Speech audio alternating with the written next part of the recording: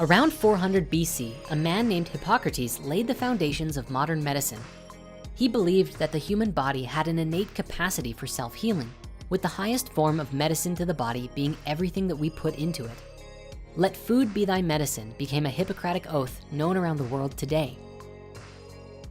Over the course of history, our modern approach to treating illness has changed dramatically. Today, doctors receive little, if any, training in nutrition. The system has been designed around a pill for every ill, and the healthcare system fights to keep it that way. It seems to be more profitable to treat ailments after they occur than to prevent them in the first place. Cardiovascular disease and cancer are the two top killers in the US annually. Additionally, 39,000 people die due to unnecessary surgery and other hospital errors. 80,000 people die due to infections, and 106,000 people die due to adverse drug reactions. These statistics raise the biggest question. Why is all this happening? Why are we trapped in this system? How can we untrap ourselves? When we look at all of the data under the lens of science, the correlations that we find are jaw-dropping. And it's a bit of a tough pill to swallow. Nevertheless, this is something that we all need to discuss. So let's go through everything right here, right now. It seems to be a maxim of the world, something we've heard over and over again. Everybody knows it. You are what you eat. Now, in the standard American regime, the average diet looks something like this. Counting strictly by percentage of calories, 63% of what we intake comes from refined and processed foods. This includes soft drinks, chips, snacks, and other things that are chemically treated and sometimes even created for us to eat. The next largest grouping is 25%, which is made up of animal food, meaning meat, dairy, fish, eggs, and other forms of seafood. The final 12% is made up of plant food. Out of that 12%, about 6 of it comes entirely from potatoes. And as for the other 6%, which is made up of vegetables, fruits, legumes, nuts, seeds, and grains, even half of it may be mixed with processed foods, such as the almonds in an Almond Joy. Now, we've been reading and seeing information like this for a long time. And thanks to the internet, news sources, and more documentaries about the topic, the information is just now starting to really reach people. Someone has to stand up and say that the answer isn't another pill. The answer is spinach. And while hundreds of thousands of people are taking notice, there still doesn't seem to be a slowdown in consumption of processed or animal foods. In fact, they appear to be increasing. But why is this? My belief, based on our observations, is that we really just don't know how critical this is. Because if we really knew what dangers were involved, if we really knew, we would change overnight, or at the very least, we might consider looking at things a little bit differently. The scientific evidence of correlation between the food that we eat and the diseases we have is outstanding.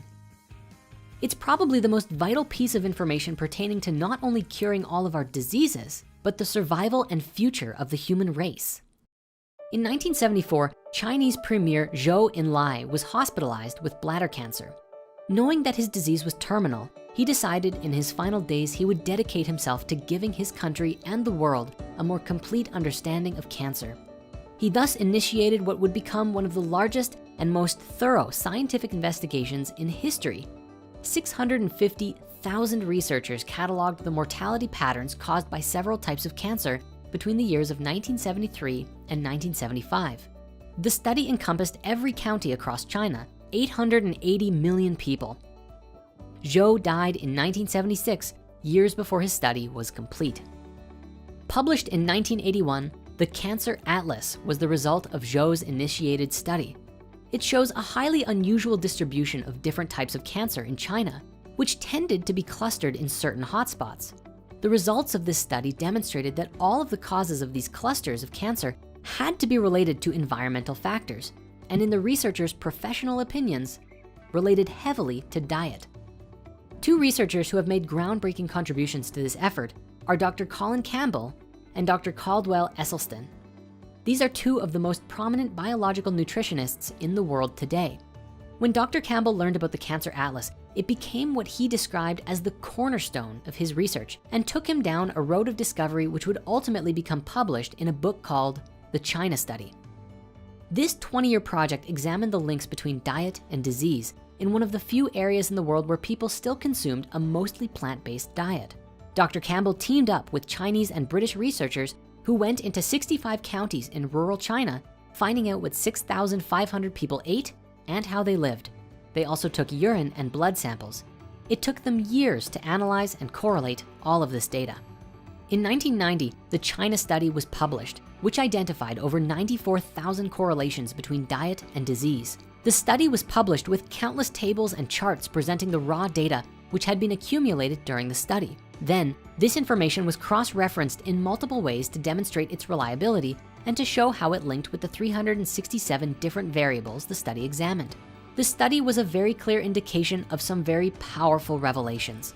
The moment that animal products were introduced into the diet, blood cholesterols went up, cancer started to appear, and disease started to make its way into the communities. Since this study, the connections between meat and dairy consumption and disease has now been confirmed over and over again in scientific studies and even studies of studies and peer-reviewed journals.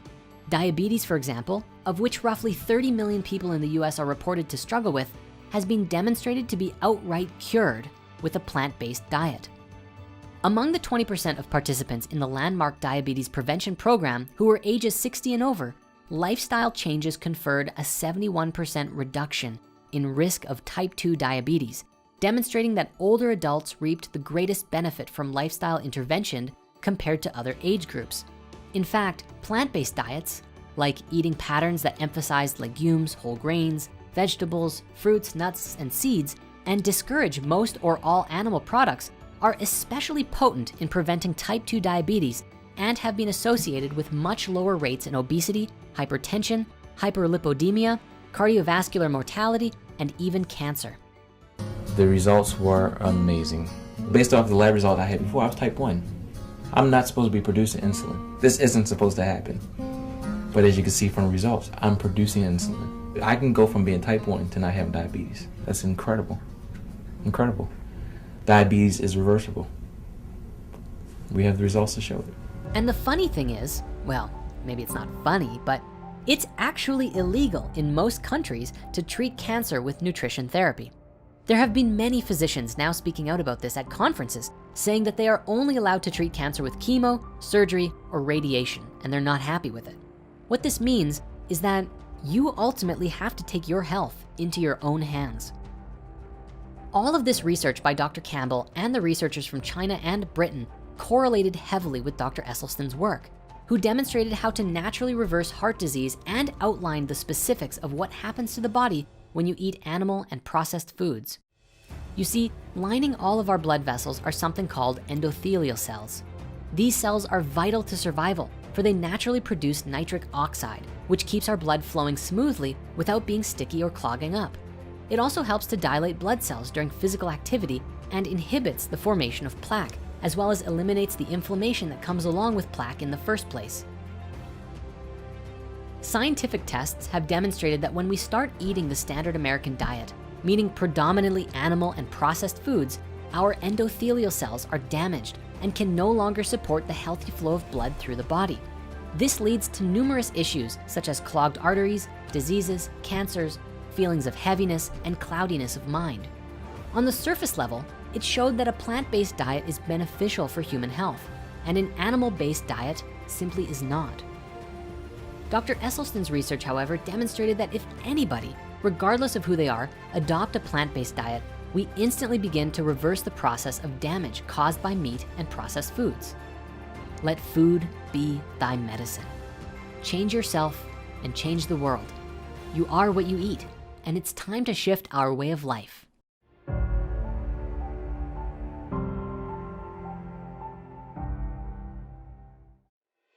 Now, as we continue our journey into physical health, let's take a look at what, for most of us, is already in our bodies.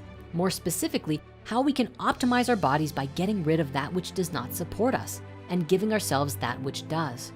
Solving a problem means acknowledging first that there is one. And as most of us are aware, there's a lot of toxins in our bodies. In order to clean our bodies and thus clear our minds, we must become aware of what is actually going on and how those toxins got there in the first place. Brace yourself. If you've never heard this stuff before, it could be pretty shocking. Let's start with some basic biology. Scientists have estimated that there's probably close to 37 trillion cells in our bodies. Each individual cell is a living, functioning organism, all working together for you.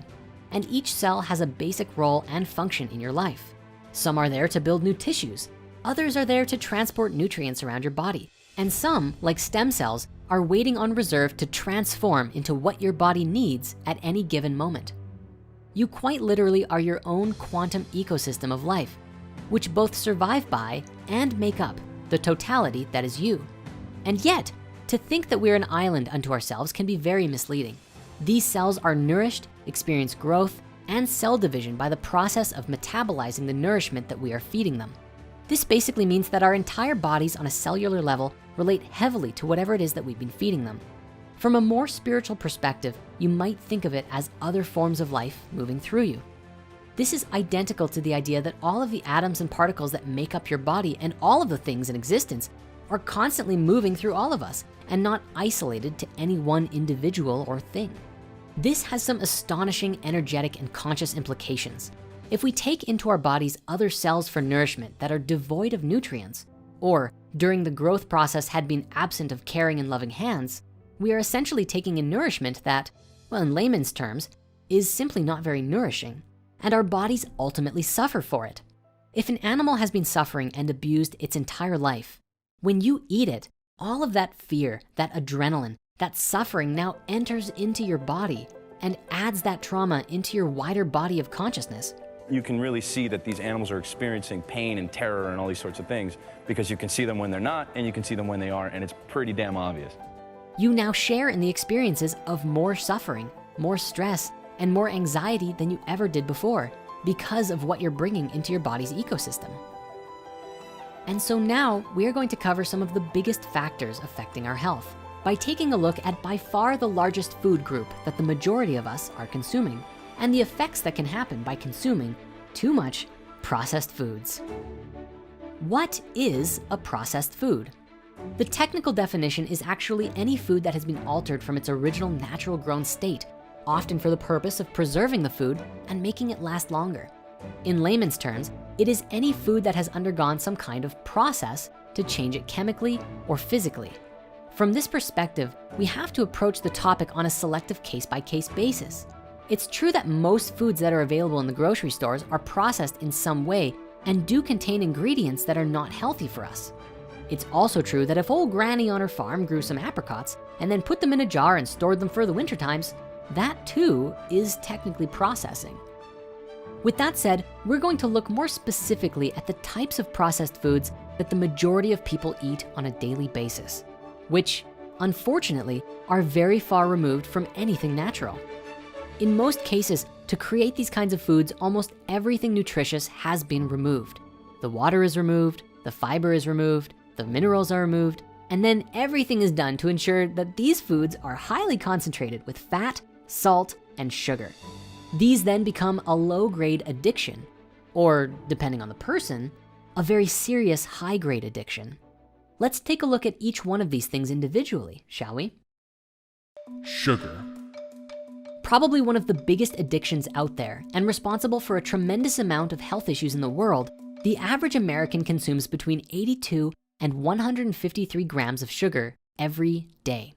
However, most health associations only recommend between 25 and 36 grams per day. And some even say that that's too much, especially in its refined form, rather than consuming sugars from, say, eating an apple. The result of having too much sugar in your diet has been proven to cause metabolic dysfunction, including weight gain, increased bad cholesterol, elevated blood sugar, abdominal obesity, elevated triglycerides, and even high blood pressure. It also increases your uric acid levels, causes cavities, induces insatiable hunger, causes diabetes, liver failure, pancreatic cancer, kidney disease, heart disease, cognitive decline, gout, and a wide array of other nutritional deficiencies. Forbes Business Magazine published an article showing that the biggest culprits of where all of this sugar is coming from, topping the list, is regular old soft drinks, followed by candy, then cakes, cookies, pies, other pastries, then fruit drinks, followed by dairy desserts and milk, and then other grains. Sugar also affects hormones in the brain, which produces excess fat, which ultimately makes sugar to be one of the leading contributors of obesity in children and adults. To conclude this topic, when our bodies consume sugar, low levels of opioid and dopamine chemicals are released, in much the same way as many addictive hard drugs. In fact, scientists have consistently argued over whether sugar is as addictive as cocaine or even more so. But that's a whole nother story on its own. Fat. When we're talking about fat, we must note that there are a plethora of different types. Natural fats, like that which is found in an avocado, are much better for you in moderation and are in fact necessary for your body. Other fats, on the other hand, such as saturated fats, which come from butter, cheese, red meat, and other animal-based foods, top the list of the leading contributors of heart disease out there. There are also trans fats, which most often come from oils through a food processing method called partial hydrogenation. When oil is hydrogenated, it changes from a healthy form of fat to a very unhealthy form called trans fat, which boosts the blood levels of bad cholesterol or low-density lipoprotein. Typically, food like donuts, baked goods, pie crusts, cookies, crackers, and stuff like that are loaded with trans fats, which increase bad LDL cholesterol and lowers good HDL cholesterol. In simple terms, the whole thing with bad fats is that they put you at risk of cardiovascular disease, which has the potential to really clog up your arteries and may even lead to an abrupt and untimely death. When it comes to fat, the most important thing you can do is to be very aware of the food labels on the packages that you buy. Does it have any % of saturated or trans fats, especially trans fat? If so, your best bet is to find an alternative that satisfies what you're looking for. Salt. The final ingredient of the big three aspects of processed food is salt. Salt is a leading cause of hyponatremia, which is defined as a huge imbalance of the amount of salt or water in the body. The simple version is, it increases blood pressure, causes heart disease, strokes, and osteoporosis. Elevated sodium levels can negatively affect the function of the inner lining of the blood vessels, particularly those endothelial cells that we looked at in part 1. This can also lead to a decreased rate of glomerular filtration, which are a sign of chronic kidney disease and kidney failure. Salt even causes cognitive disorders by causing the sympathetic nervous system to overreact to stressful situations, pumping out chronically high levels of stress hormones. Which means that if you have a lot of salt in your system and something stressful happens, you're going to be way more stressed out about that thing than if you had ideal sodium levels in your body. It's like, have you ever seen those videos of people getting salty while playing video games? It's funny because on the internet, the term salt is used to describe players freaking out, throwing chairs or having tantrums and getting frustrated when they lose a big match at Super Smash Bros. Or whatever. And yet, salt isn't just a throwaway term to describe tension. I'd reckon that if we tested these players' blood levels, we'd probably find that a majority of them are more than a bit dehydrated.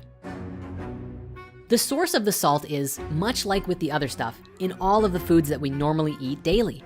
Aptly named the Salty Six: meats, pizza, canned soups, breads and rolls, chicken, and burritos and tacos.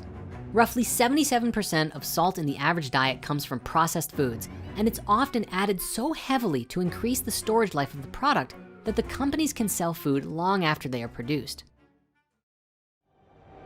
Other additives. In addition to these three major additives found in our food, there are also countless additives in the form of preservatives, anti-foaming agents, food coloring, color retention agents, emulsifiers, anti-caking agents, acidity regulators, glazing agents, flavor packs, thickeners, stabilizers, humectants, and tracer gases that are often added to our foods. This list is actually ridiculously long and too much to cover in one video. Sometimes these can be the worst things for us in that canned food or boxed whatevers that we find ourselves consuming. It's very, very important to read the labels and do some research for what specifically is in our foods before we buy them. I know sometimes it can be hard to let go of an old food source that we love so much. But just remember, it's not actually you that really wants the food. It's the bacteria in your system which has built up a craving for that specific food. As our way of eating changes, that bacteria goes away, and we start to find natural foods more appealing. In fact, you'd be surprised that after some time, you will actually find that fast food that you used to love so much grows to be entirely unappealing. And now on that note, over time, as you remove processed flavor enhancing agents from your regular diet, your taste buds will also begin to change. Suddenly, you will be able to notice the subtle sugars within things like carrots, and they will taste sweeter and better than they ever did before. And that is just the beginning of flavor paradise. So before we move on, I'd like to leave you with some good news. This would be that regardless of what level of disease, illness, or just general health challenges that you might have, simply changing what you're putting in your body automatically begins changing your physical ecosystem. It's not about how many pills you're taking. It's just about letting real, healthy food be your medicine. Your body is your greatest investment, so treat it right and it will treat you back. If you're struggling to get started eating healthier, try this for an approach. Instead of thinking about all the things you have to remove from your diet, look instead at all of the new things that you can add. If you start tomorrow with a green smoothie, you may notice that you no longer want that extra cup of sugary coffee on your break. Add an extra apple or a handful of unsalted nuts as a light snack and see if you're less hungry come supper time so you can eat a little less. Try it for yourself, and as always, have your own experience. Your body knows what's best for you, so listen to it.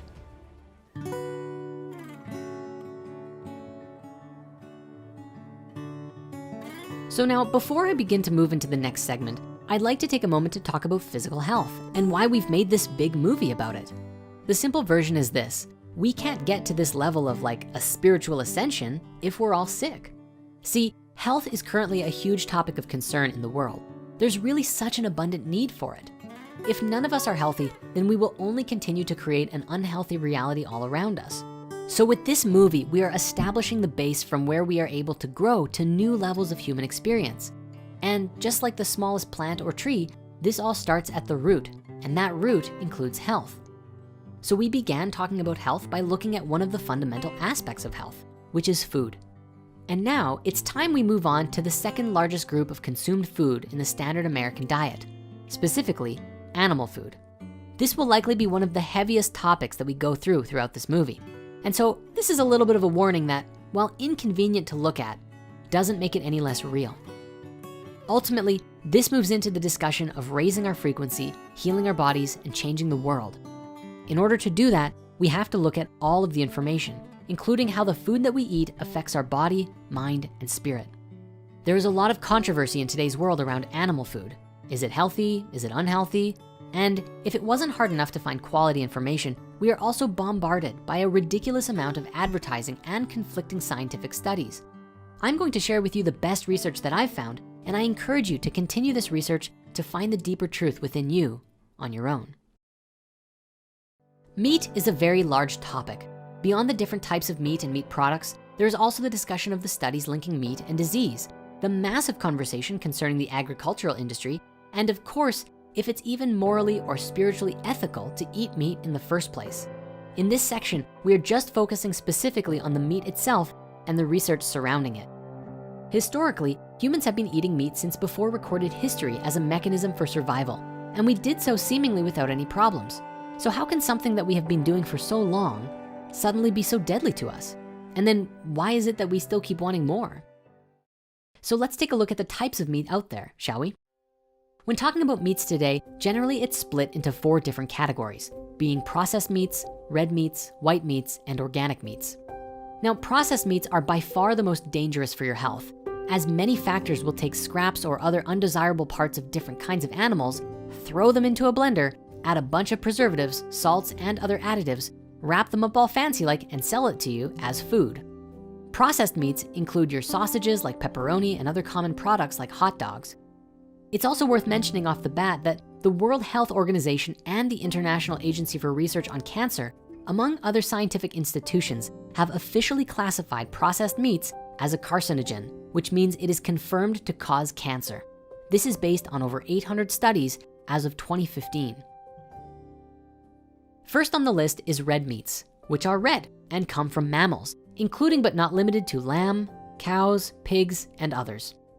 A common source of red meat are dairy cattle, which are no longer producing their milk quotas and are sent to slaughter, as well as the majority of bulls that are born. Red meats are often considered very nutrient rich, but also contain a high amount of saturated fats. The next section of meats are the white meats.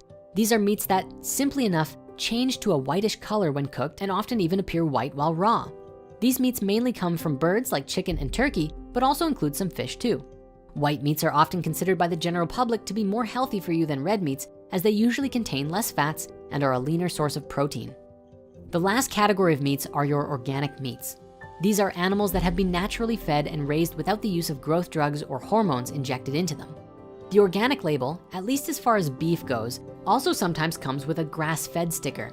This means that the cow was fed its natural food source, grass, rather than grains, which is what the majority of mass cattle farms feed their cows.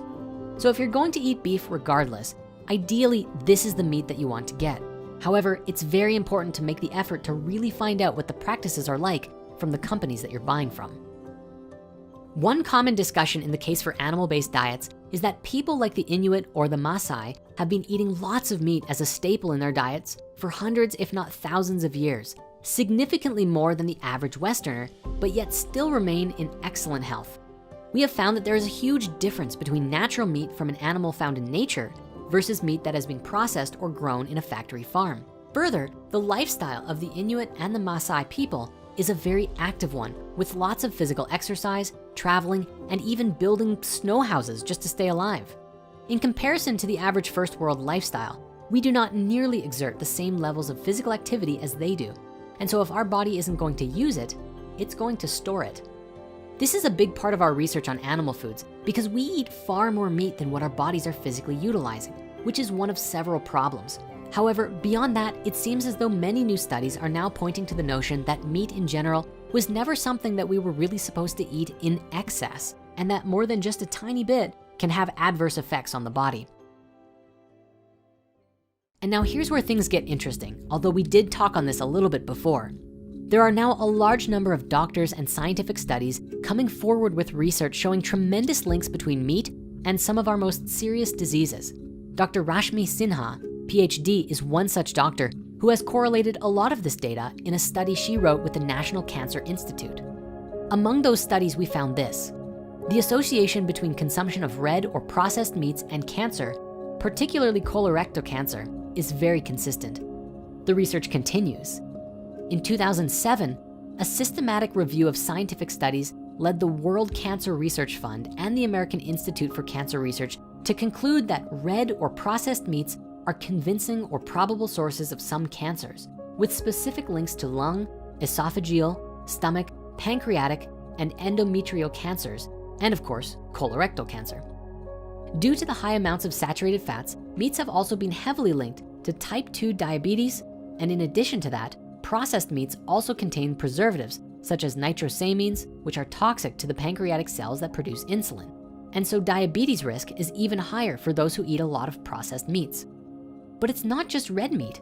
A major 2006 study of 135,000 people found that those who frequently ate grilled skinless chicken had a staggering 52% higher risk of bladder cancer than people who never ate it at all. In addition to cancer risks, white meat is also linked to clogged arteries, osteoporosis, and diabetes just by the animal protein alone. Eggs are the same story, where studies have linked eating eggs to stroke, diabetes, heart disease, and prostate cancer. The fat content in meat can also contribute to the estrogen and progesterone sensitive forms of breast cancer. Furthermore, growth hormones used on animals in the production of meat can exhibit estrogenic activity, which also boosts breast cancer risk. Across the board, the World Health Organization has determined that dietary factors account for at least 30% of cancers in Western countries and 20% in developing countries. Apart from the diseases that we've mentioned, eating excess meat can also lead to an increased risk of foodborne illnesses being transmitted and may contribute to erectile dysfunction in men. There is also evidence that it may make you resistant to some antibiotics and apparently even increases risk of death. So, that's pretty heavy. What's the cause? Scientists have found that there are 3 basic causes of disease within meat. These include too many saturated fats, carcinogens that form when meat is cooked, and something called heme iron. Let's see what each of these do.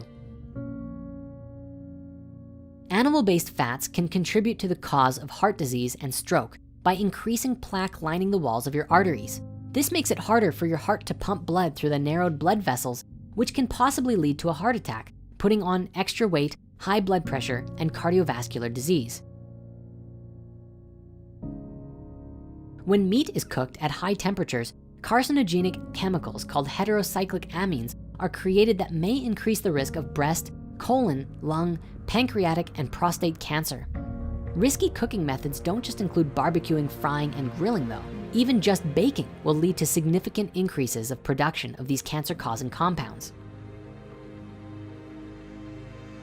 The iron in red meat is contained in a protein called heme, which can easily undergo a chemical change in your stomach to form carcinogenic N-nitroso compounds, which are associated with colorectal cancer. Heme iron is found in virtually all animal meats, including lamb, pork, beef, fish, poultry, shellfish, and so on, making all animal meats a potential danger in this regard. But is there a safe amount to eat? Obviously, as we're waking up to the truth of our ways, many of us will begin trying to make conscious and continuous improvements to our diets.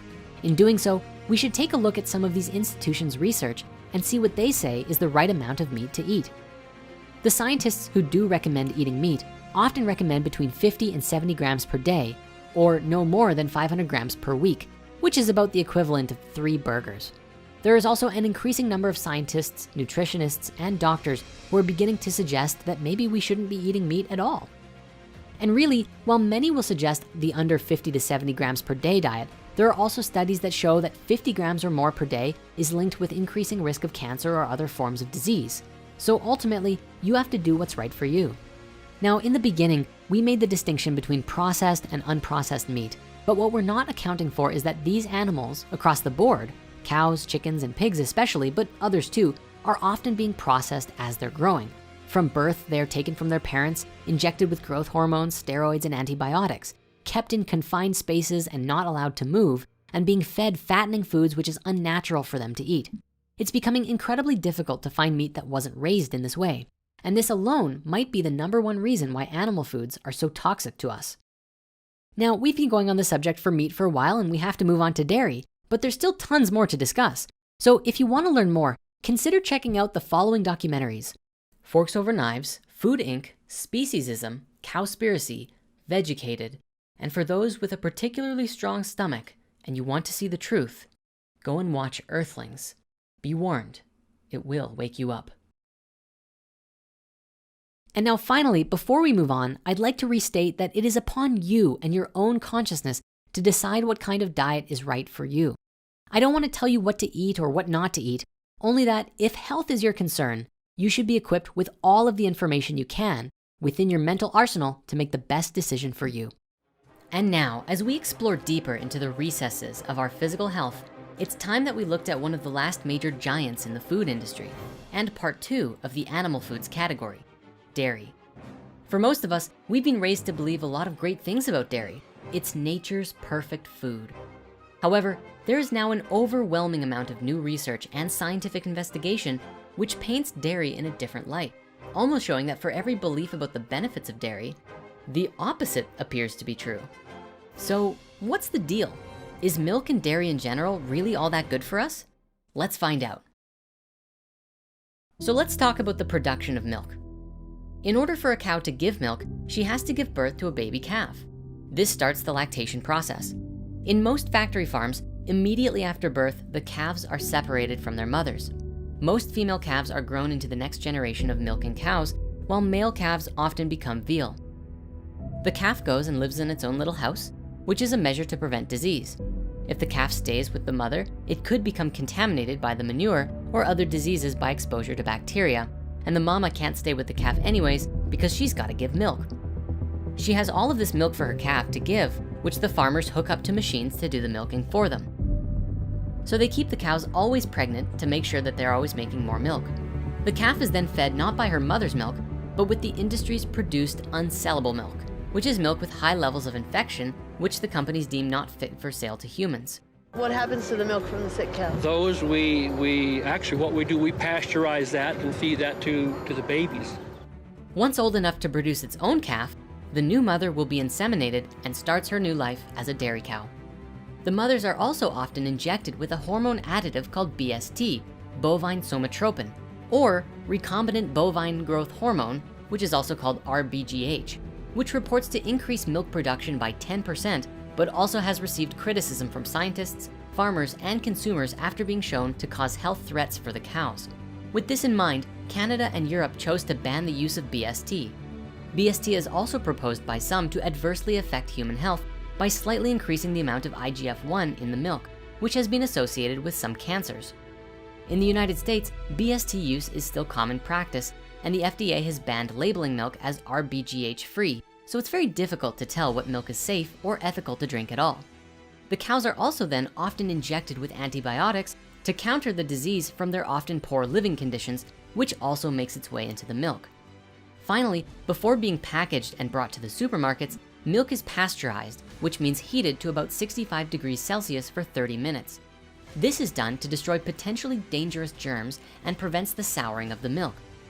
However, this process is said to also destroy much of the beneficial bacteria and nutritious constituents within the milk, most notably B2, which milk is often a primary source of.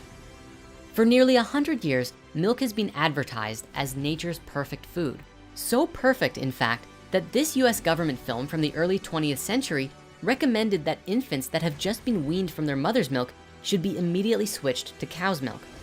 Today, it's not uncommon to see ads on the TV or internet which portray milk as something that will help you lose weight, make your bones strong, prevent heart disease, good for your skin, stops cramps, builds your muscles, makes you tall, and your teeth strong. When you take a break, make it milk for vitality.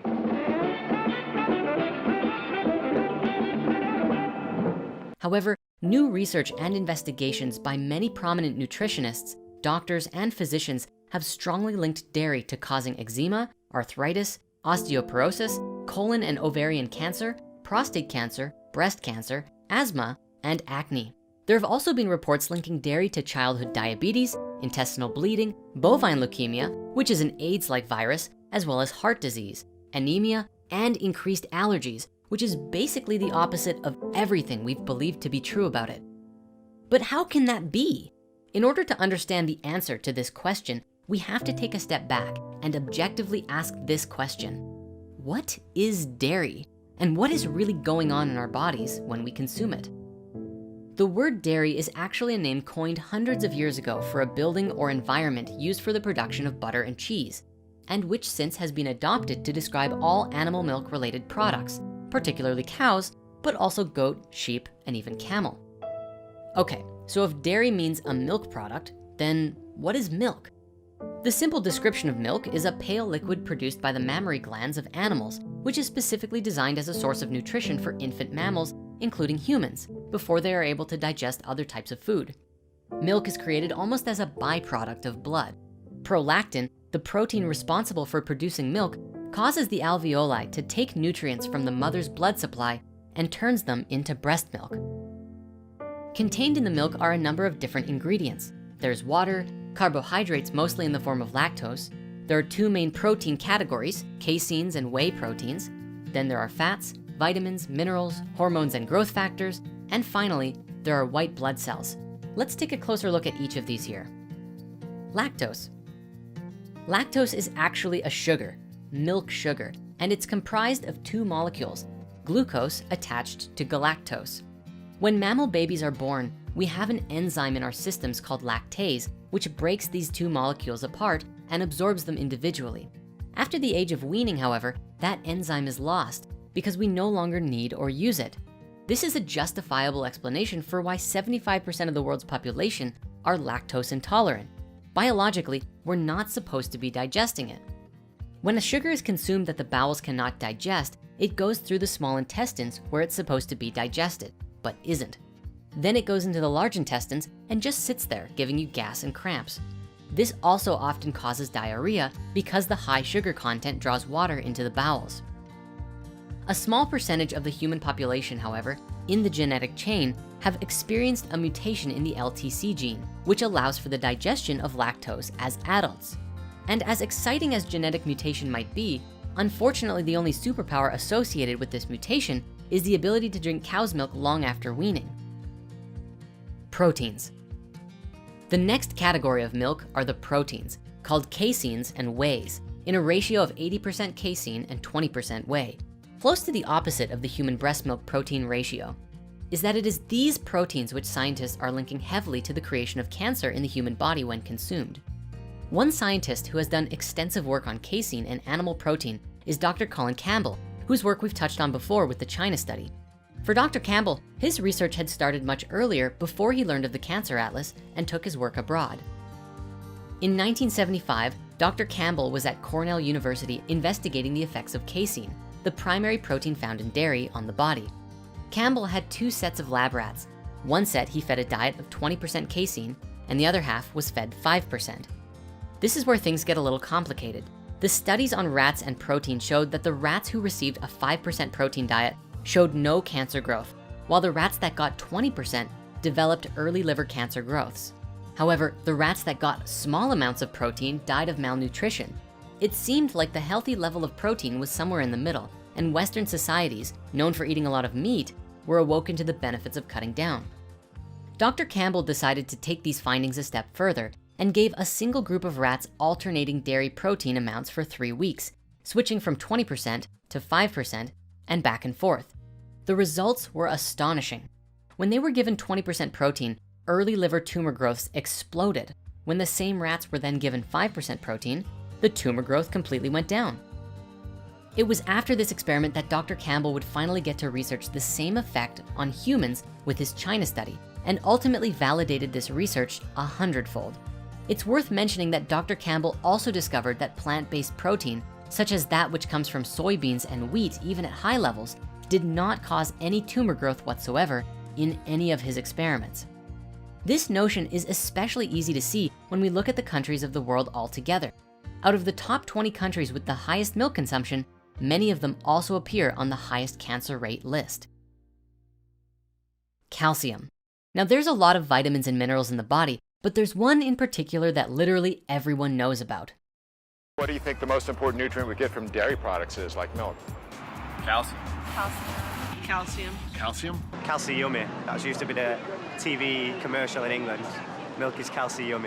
And while it's true that dairy does have calcium, among other vitamins and minerals within it, it's also true that the best sources of calcium actually come from fresh vegetables. Vegetable calcium is absorbed about twice as well as the calcium in milk, and also has the bonus of containing fiber, folate, iron, antioxidants, and the bone health superstar vitamin K, none of which is found in milk.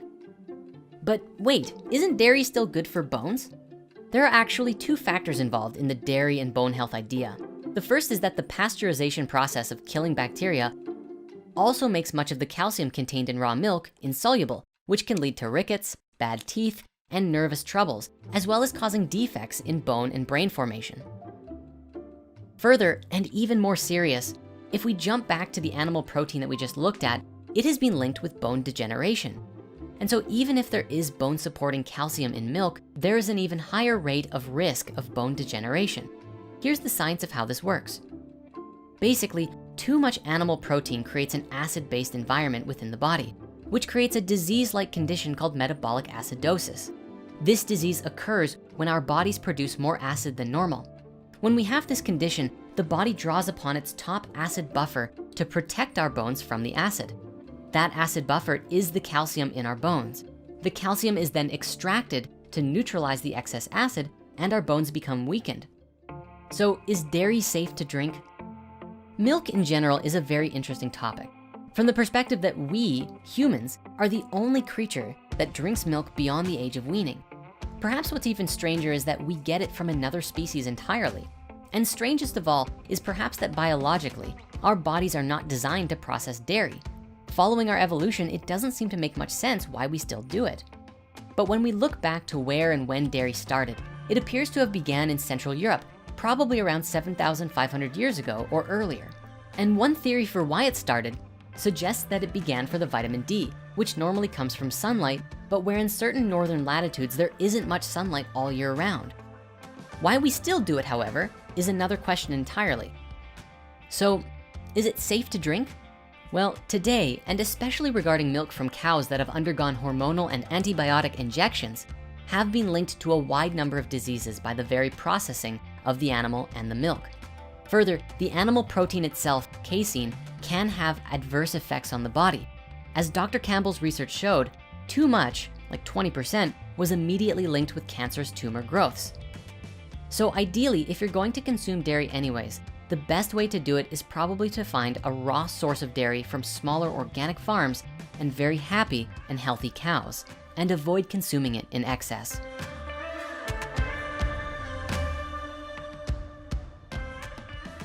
Moving on, so far we've looked at food and health from the perspective that brings awareness to the kinds of food we eat in our daily lives and the effects that they have on our bodies. But this isn't where the discussion of health ends. In fact, it's only just beginning. Let us go further into the discussion of our nutritional health by continuing to explore this wheel of food and the standard American diet.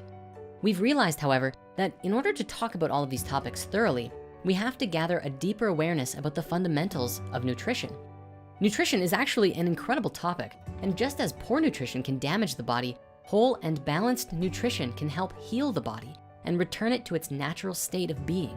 It allows us to live longer, boosts our immunity to disease, and provides us with clarity of mind and emotions. Things like carbs, fats, vitamins, yeah, we've heard all of these before, but we thought it'd be important to lay it all out simply for you now. There's a lot of different opinions out there regarding what balanced nutrition looks like. So today we are breaking it down into the most basic form to build an objective understanding of what our bodies use for energy. As a final note, I'd like to say that although we've crammed as much info into these videos as we can, there's still so much to learn. Thus, we've made sure to provide a number of sources and great videos that you can watch if you wish to dive deeper into any particular topic. Sound good? Okay, let's get into it. First, what are nutrients? Let's begin by going over the definition of nutrients and nutrition so that we can all be really clear on what it is we're talking about. Nutrients are defined as a substance that provides forms of nourishment which are essential for sustaining and maintaining life. As you might expect, nutrition is then defined as the process of providing or obtaining the food necessary for health and growth. So when we're talking about nutrition, we're really talking about the optimal kind of nourishment for our bodies which supports and maintains our life. But on that note, what are nutrients, really? Well, nutrients are molecules that all organisms need in order to make energy, grow, and reproduce. They are broken down into three main nutrient groups utilized by the organism, which are macronutrients, micronutrients, and phytonutrients. Let's take a closer look. Macronutrients are the class of chemical compounds which humans consume the largest quantities of and come in the form of carbohydrates, proteins, and fats. Water and oxygen are also consumed in large quantities, but are not always considered food or nutrients. However, calcium, salt, magnesium, and potassium are sometimes added to this list of macronutrients because they are required in larger quantities than most other micronutrients. So let's look at macronutrients individually. Starting with carbohydrates, a carbohydrate is a biological molecule consisting of carbon, hydrogen, and oxygen atoms, usually with a 2-to-1 hydrogen to oxygen ratio, the same ratio as in water. The most common and abundant forms of carbohydrates are sugars, fibers, and starches. Carbohydrates in their simplest form are used by the body and mind as an energy source by providing glucose to our cells and cellulose as a digestive fiber. There are two basic types of carbs, simple and complex, which vary depending on their chemical structure, and each is received by your body differently. Simple carbs are basic sugars and give you a quick spike in energy. If you have too much, it can overload your liver and turn to stored fat in your body. In the standard American diet, they're most often found in processed sugars, which besides quick energy, hold no nutritional value. Simple carbs occur naturally in fruits and vegetables, which is the best place to get them because the fruits and vegetables naturally contain other nutrients. Complex carbs, on the other hand, are things like fiber and starch, which take longer to process in the body and carry far more nutrients within them due to their complex molecular chain. Fibers themselves are not even processed, they're just used by the body to push things through. Starches and fibers are found in virtually all unrefined plant-based foods. The key with carbohydrates is finding the right carbs, not avoiding them altogether. Generally, the more complex carbohydrates you eat, the better off you'll be. Interestingly enough, there is a long-standing debate that the human brain evolved because we began eating meat. However, the neurons in the brain run almost exclusively on glucose, not protein and fat, which is what make up the structure of meat. The scientific research on this actually shows quite clearly that it was the advent of cooking, particularly carbohydrates, which fueled early brain growth hundreds of thousands of years ago. And now there is a lot of information to discuss here, so if you wish to learn more, there's links in the video description.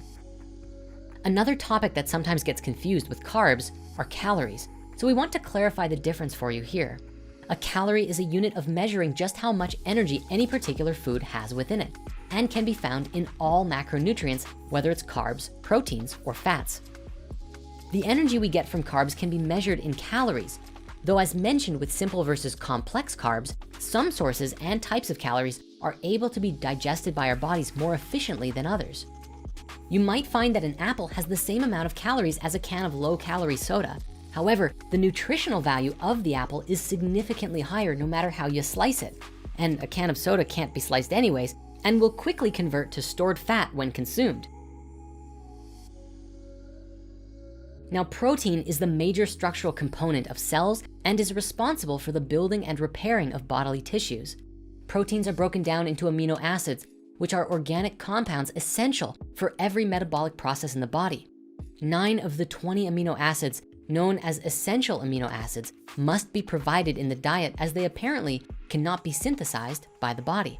As we mentioned before, many people believe that they have to get all of their protein from meat, or that plant protein is inferior to meat protein. While they both can be valuable in their own right, there are many plant sources that have very high amounts of protein in them.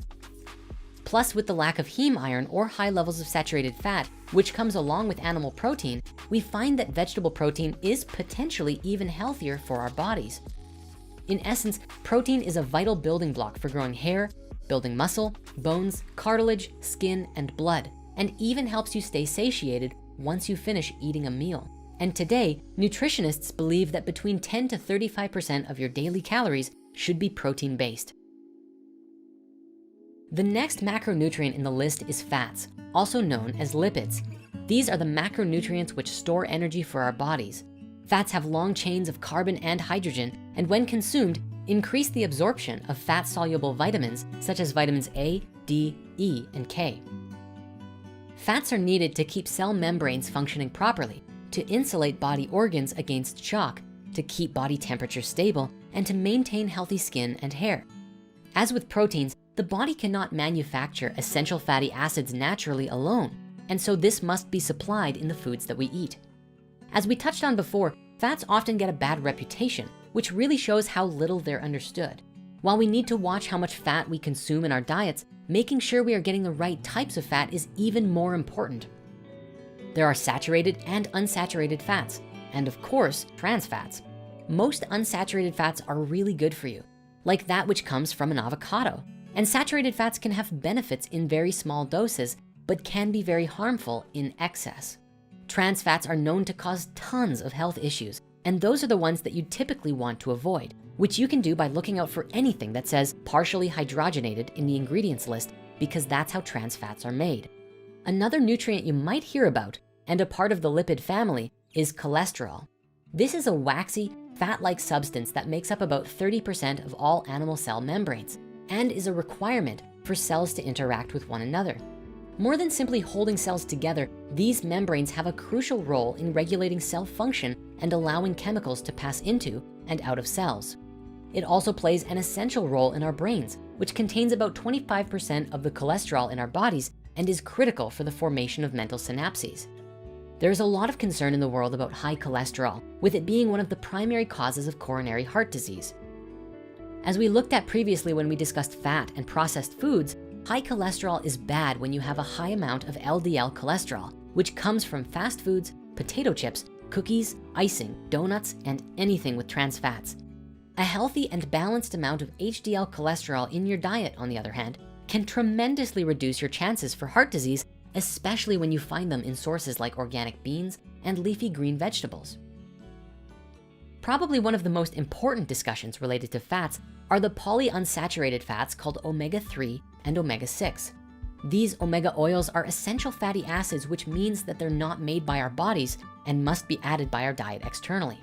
Great sources of omega-3s include flax, chia, and hemp seeds, seaweed, beans, winter squash, leafy greens, wild rice, and cabbages, cauliflower, broccoli, and berries. Great sources of omega-6 include pumpkin seeds, sunflower seeds, avocado, lentils, pistachios, acai, walnuts, Brazil nuts, and most nuts for that matter. Now I know what you're thinking, But Patchman, what about fish and vegetable oils? It's true that both fish and veggie oils are high in these omega fatty acids. However, there are some big problems with both. Fish oils easily can go bad once they are extracted if they come into contact with heat, light, or oxygen, which causes oxidation. Unfortunately, the vast majority of fish oil available is actually rancid and doesn't contain the percentage of omega acids that are typically advertised. Even more interestingly, however, is that the fish used as sources by most mass markets do not actually produce omega-3 fatty acids, but instead accumulate them externally, much like us, by consuming either microalgae or prey fish such as plankton that have accumulated omega-3 fatty acids.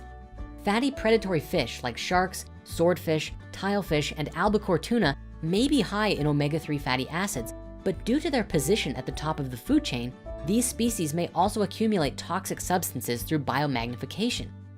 In recent years, some great plant-based companies have come out and started selling pure algae or similar supplements that allow us to get omega-3 from the same sources as fish, with it also being grown in sustainable and renewable bio-friendly algae farms. As for veggie oils, well, Dr. Esselstyn had this to say. What do we have them eat? Whole grains, legumes, lentils, vegetables, and fruit. You've all familiar and heard about this. No oil, fish, fowl, meat, or dairy. No oil. No oil.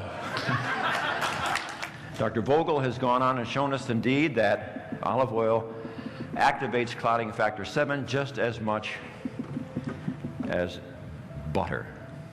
Typically in today's world, veggie oils like olive or sunflower oil are advertised as being a healthy oil to use in cooking. However, new studies are showing that these claims are truly a product just of advertising and demonstrate that in actuality, all processed oils, including the famed and legendary coconut oil, causes high blood pressure and can lead to heart disease. Today, the addition of processed oil in the diet is the only reason that people following a vegan diet can get heart disease at all. Therefore, the best place to get fat in the diet is definitely from natural, unprocessed sources. Okay, so now on to the micronutrients. If macronutrients are carbs, proteins, and fats, then micronutrients, on the other hand, are our vitamins and minerals. And while they are only needed in small amounts, they play a very important role in biological development and well-being. They help regulate metabolism, heartbeat, cellular pH levels, and even bone density. The first form of micronutrients are vitamins, which assist in helping our cells to make energy. Vitamins are usually used in conjunction with enzymes to help cells go through metabolism, where they break down food to get energy. There are 6 major vitamin groups: A, B, C, D, E, and K. Most of these vitamins can then be broken down even further, such as the Bs, which break down into B1, B2, B3, etc., each of which has its own use for the body. The vitamin A group supports gene transcription and embryonic development and are found in liver and fish oil, but also plenty of leafy green vegetables, orange and yellow vegetables, tomatoes, and a lot of fruit. The vitamin B group supports cell metabolism, and while there are a lot of B vitamins, they are largely found in leafy greens and vegetables, as well as most animal products. On this topic, there is this whole vitamin B12 debate, which many believe is a vitamin only found in animal products, lending credence to the idea that we must eat meat or other animal products in order to survive. Interestingly, this idea is not 100% accurate, for B12 is actually created by bacteria and can even be synthesized in your own intestines with the right internal flora and fauna. But beyond that, untreated water and soil have B12 in them naturally. And so in the past, nobody had B12 problems whether they ate animal products or not, because the soil was far more nutrient rich than it is today. For those seeking B12 without consuming animal products, the US Library of Medicine states that blue-green algae, such as spirulina, is a great plant-based source for B12. Spirulina is also one of the most highest protein-rich natural superfoods on the planet. This B12 discussion alone is a pretty large topic by itself though, so for the time being, we're gonna move on for now, but we've included an article and video links below. Now, vitamin C is vital for the immune system and is most abundant in oranges and other citrus, red peppers, kale, and many other veggies, and is one of the best vitamins to take when you're feeling ill. Vitamin D strengthens the bones, and of course, the best source of vitamin D is the sun. And the best part of this is you only need about 15 minutes outside per day to fill up. Vitamin E is known for its antioxidant activities, which protect the damaging of cells by free radicals. And vitamin K is primarily a vital ingredient in blood clotting, bone health, and other calcium binding activities. The list of the vitamins and what they do is actually very long, and we suggest you investigate further if you are interested. But the important thing is to remember is that if we're not getting enough of these vitamins, our bodies will start stealing them from our other organs, tissues, or bones to get what it needs. And this can cause some serious health problems. Now, the other form of micronutrients are minerals, straight off the periodic table in their most raw form. The main 7 that we use most are sodium, potassium, chloride, phosphorus, calcium, magnesium, and sulfur. Each mineral also has its own use within the body. For example, calcium is required for muscle contraction and nerve transmission, and also aids in blood clotting and, of course, making healthy bones. Magnesium supports cellular activity and assists enzymes in more than 300 chemical reactions in the body. Sulfur maintains acid-base balance and assists in some of the liver's drug detoxifying pathways.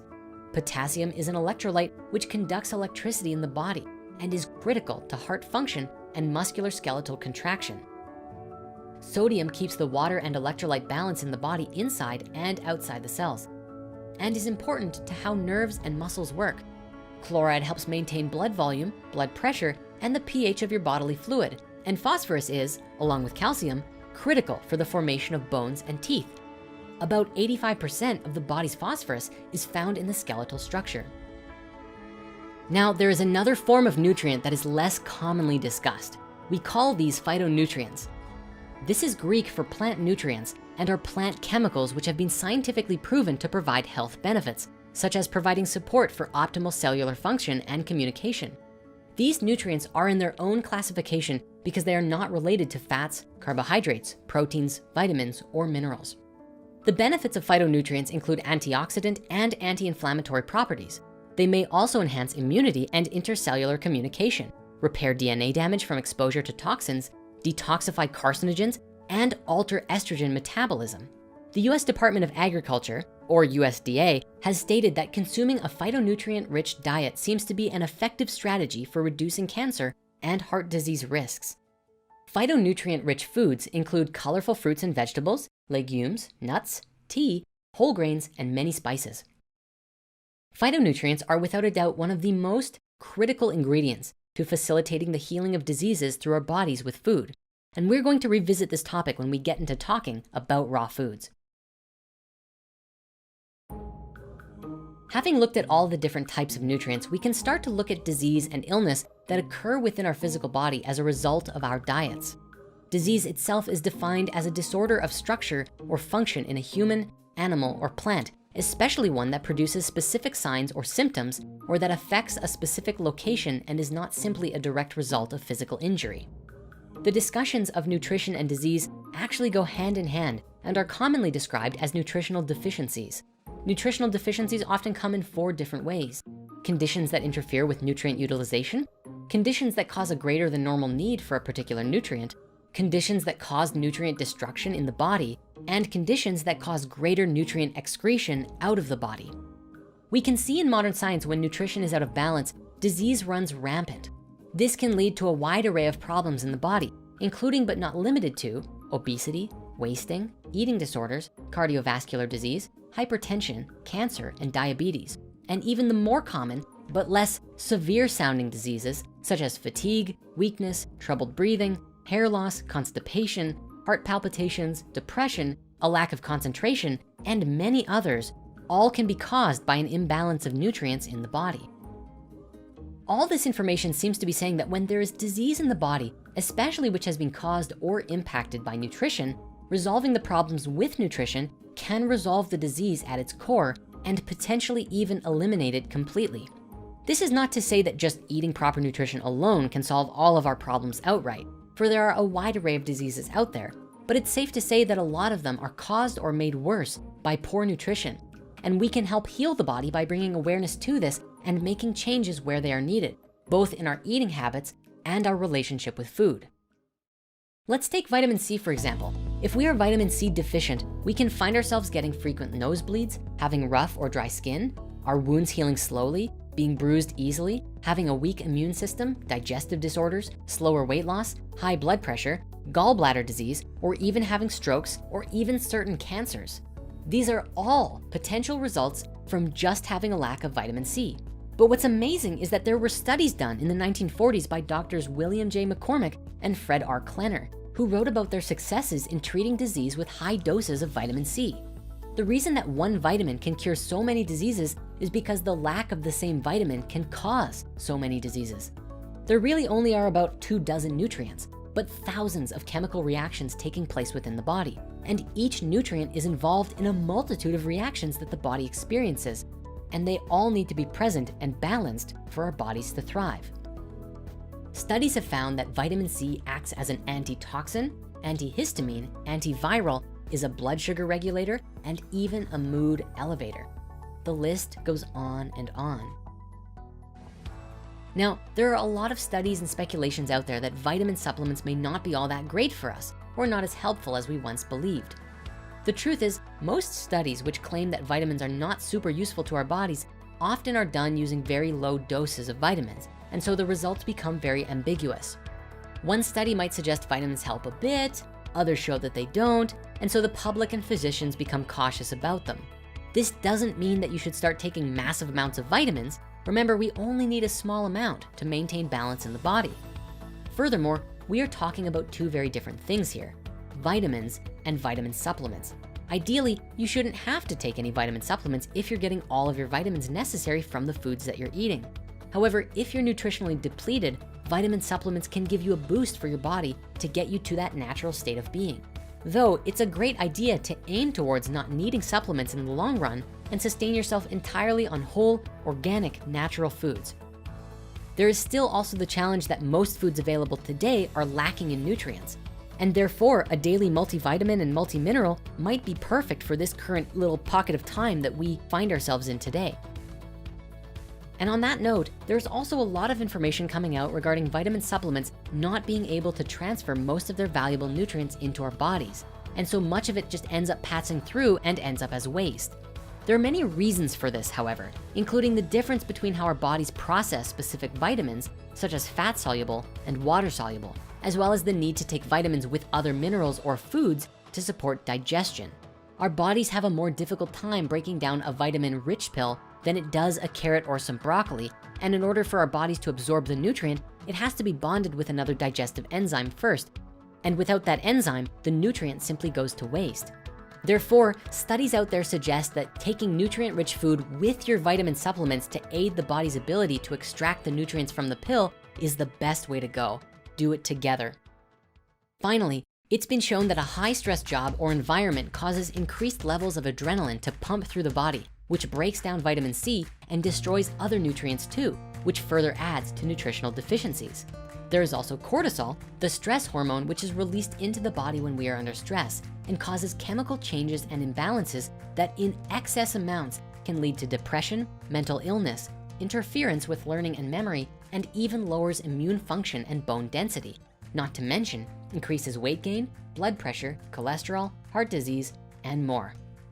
Therefore, in addition to keeping our body's levels of nutrients in balance, maintaining a healthy environment, or at the least, a practice of deep, calm breathing when we get stressed can also help to maintain nutritional balance in our bodies. And if you've seen our episode called The Baxter Effect, remember to express thankfulness and gratitude for your food before cooking and eating. And this will help your body receive the nutrients even more and lift your spirits high too. Now, in continuing the discussion of health and nutrition, it's time for us to look at the basics of plant food and where they come from. After that, we're going to look at a variety of diets which predominantly focus on eating plants as the dietary staple. What we are about to get into is some of the most essential information out there concerning nutritional health and overall well-being. Yet much of this is not commonly taught in the world. So just like we discussed the types of meat and dairy products, now we're going to do the same, but with plants. Let's start with some basic plant biology. Generally, on a plant, there are several main sections, usually categorized into 4 or 5 parts. You have the roots, the stem, the leaves, the fruits, the seeds, and the flowers. Each section of the plant has a different purpose, and generally these are as follows. The roots and leaves are used to draw in energy and nutrients from either the sun or from the earth. The stem is responsible for moving the newly obtained nutrients to where they need to go. The flowers produce fruits and vegetables, which contain the seeds and the DNA required to create another plant, and the cycle of life continues. Now, while plants come in all varieties and have many unique self-defense, reproductive, and communication mechanisms, in essence, that's it. It's ridiculously simple, but we can't talk about plant biology without at least touching on the importance sacred geometry has on the shape and the form of plants. While phi and Fibonacci ratios can be found within all plants, from the spacing on leaves to the placement of branches, most plants also contain the structure of a torus. Whether that is an apple or the roots and branches of the tree that it came from, they both resemble the same toroidal field that encompasses our planet, solar system, and even our galaxy. Getting back to plants, the list of plant-based foods is next to identical to the different parts of a plant we listed just a moment ago, but are often defined slightly differently. Let's take a look and go over some examples of what you might expect in each category. First, you have your seeds and nuts. Seeds are foods like sunflower seeds, pumpkin seeds, chia seeds, and hemp seeds. Nuts are basically seeds that come in hard shells like Brazil nuts, walnuts, almonds, and pine nuts. Generally, nuts and seeds are very nutrient dense, especially when raw, often carrying a generous amount of calories, fats, and complex carbs. They are a great source of proteins, vitamins, minerals, fibers, and phytonutrients. The next category are your grains, which technically are also seeds, either with or without the hulls or fruit layers attached. Grain seeds often include wheat, rice, oats, cornmeal, barley, and many others. Grains are most often used to produce bread, pasta, oatmeal, granola, or other cereals, tortillas, and grits. In modern times, grains usually come either unrefined or refined. Unrefined are also called whole grains, which are just as nutrient rich as the nuts and seeds we just looked at. When they are refined, this process removes the bran and germ from the grain, giving it a finer texture and improving the grain's preservation qualities. But this process also removes the richest source of nutrients, including the protein, vitamins, healthy fats, digestive fiber, and minerals. Many farmers have a practice of enriching their grains after, which adds many of the nutrients taken out back into the product. But generally, these are not as healthy for you. This can even sometimes be toxic, such as the example of adding a metallic iron instead of a dietary iron to enriched flour, which the body can't actually digest. Generally, if you're going to eat grains, you'd probably want to keep them whole. And to close out the topic of grains, there's this controversial thing called gluten, which is found in many cereal grains like wheat, rye, spelt, and barley. Gluten is a protein molecule in the grain responsible for giving an elastic texture to the dough. This stuff is particularly harmful to those with celiac disease, but many also find their body reacting poorly to eating it regardless, which is called non-celiac gluten sensitivity. Your body knows what you should and shouldn't be eating, so if something in your diet causes you to feel discomfort afterwards, try eating less of those things and see how you feel. Anything in excess can be unhealthy, so always remember that moderation and a fully balanced nutrition are keys to a happy and healthy life. The next category of plant food are the roots, which are the bottom half of the plant body and are rich with starches, a predominant carbohydrate that humans use for energy. In this category, you'll find things like potatoes, carrots, beets, cassava, radishes, and parsnips. Often a very confusing subcategory in roots are called tubers. Tubers are defined as much thickened underground parts of a stem or rhizome. And so this means things like beets, carrots, potatoes, sweet potatoes, and turnips are all basically tubers. Next, we have our fruit category. Most of us are probably pretty familiar here. Fruits come from the flowers of a plant and are often described as the sweet or fleshy product of a tree or other plant that contains seeds. Apples, oranges, grapes, pineapples, bananas, kiwi, and pears. Also less commonly thought of fruits, but still are, includes squash, avocados, cucumbers, tomatoes, and many others. We also have a category called legumes, which encompasses anything that's in a seed pod, such as beans and peas. Most commonly here, you might find lentils, peas, peanuts, and all kinds of beans like black beans, kidney beans, and garbanzo beans. And of course, last but certainly not least, we have the vegetable category, which basically covers everything else. See, the definition of vegetable is actually all other plant parts, including some of the other categories, such as roots, leaves, and stems. Thus, by our modern definition today, vegetables can encompass anything that is not a fleshy outgrowth which contains seeds. This could include anything like leaves such as spinach, kale, and lettuce, the roots like beets and potatoes, and the stems like celery and broccoli. Virtually all of the dark green vegetables contain tons of fiber and are loaded with essential vitamins and minerals. Now, moving on in the conversation, there are many different types of plant-based diets out there, and they vary depending on if they include any type of animal product. A fully plant-based diet is called vegan, which is a diet that consists of vegetables, legumes, fruits, grains, nuts, and seeds, omitting any and all animal products. You also have raw veganism, which is the practice of eating no animal products and also where the food is never cooked, though sometimes dehydrated or warmed at a very low temperature to ensure the phytonutrients are not broken down by the heat within the plants. Veganism has also become a social movement unto itself, where many are becoming vegans as a personal or social voice against animal cruelty in the world. And this also often includes not wearing clothes or buying products that used animals to create it. Vegans often get labeled as being extremists and get a poor reputation as a result of the actions of a few passionate activists. However, this does not discredit the nutritional facts behind the diet itself. The next category begins to move away from a diet with no animal products whatsoever, and it's called vegetarian. This includes all of the plant-based foods we described, but also allows the consumption of eggs and dairy with no meat products. Vegetarianism is also divided into 3 categories: ovo-lacto-vegetarianism, which is the model we just described, then ovo-vegetarianism, which is just eggs but no dairy, and lacto-vegetarianism, which includes dairy but no eggs. Continuing on, we have semi-vegetarianism, which is mostly vegetarian or vegan, but with the occasional or specific inclusion of animal meat. One example of this is called pescatarian, which defines itself as a person who does not eat mammal flesh, but still eats fish and other forms of aquatic life. And while we're talking about diets, the question comes up, can a diet of exclusively plants provide all of the nutrition required for healthy human function? The answer is yes. All of your vitamins and proteins, your calcium and your other essential nutrients can be obtained through plants alone, but often it takes a great deal of dedication in order to get all of the different required nourishment. In fact, there is more research coming out now saying that you can be healthier and function more efficiently when consuming a diet free or with absolutely minimal animal products, and even more so when it is predominantly raw, which we'll cover in greater detail soon. In closing of this particular conversation, from our experiences in life, we found that all of us can become very attached to various things in this world that mean a lot to us. For some, it's our faith. For others, our favorite sports team, TV show, or video game. And for a great many of us, it's our food. We know that talking about food and diets, and especially suggesting making changes, can often cause an internal uproar. But we also know the importance of standing up for the topics that matter, and this is very important for us to do right now.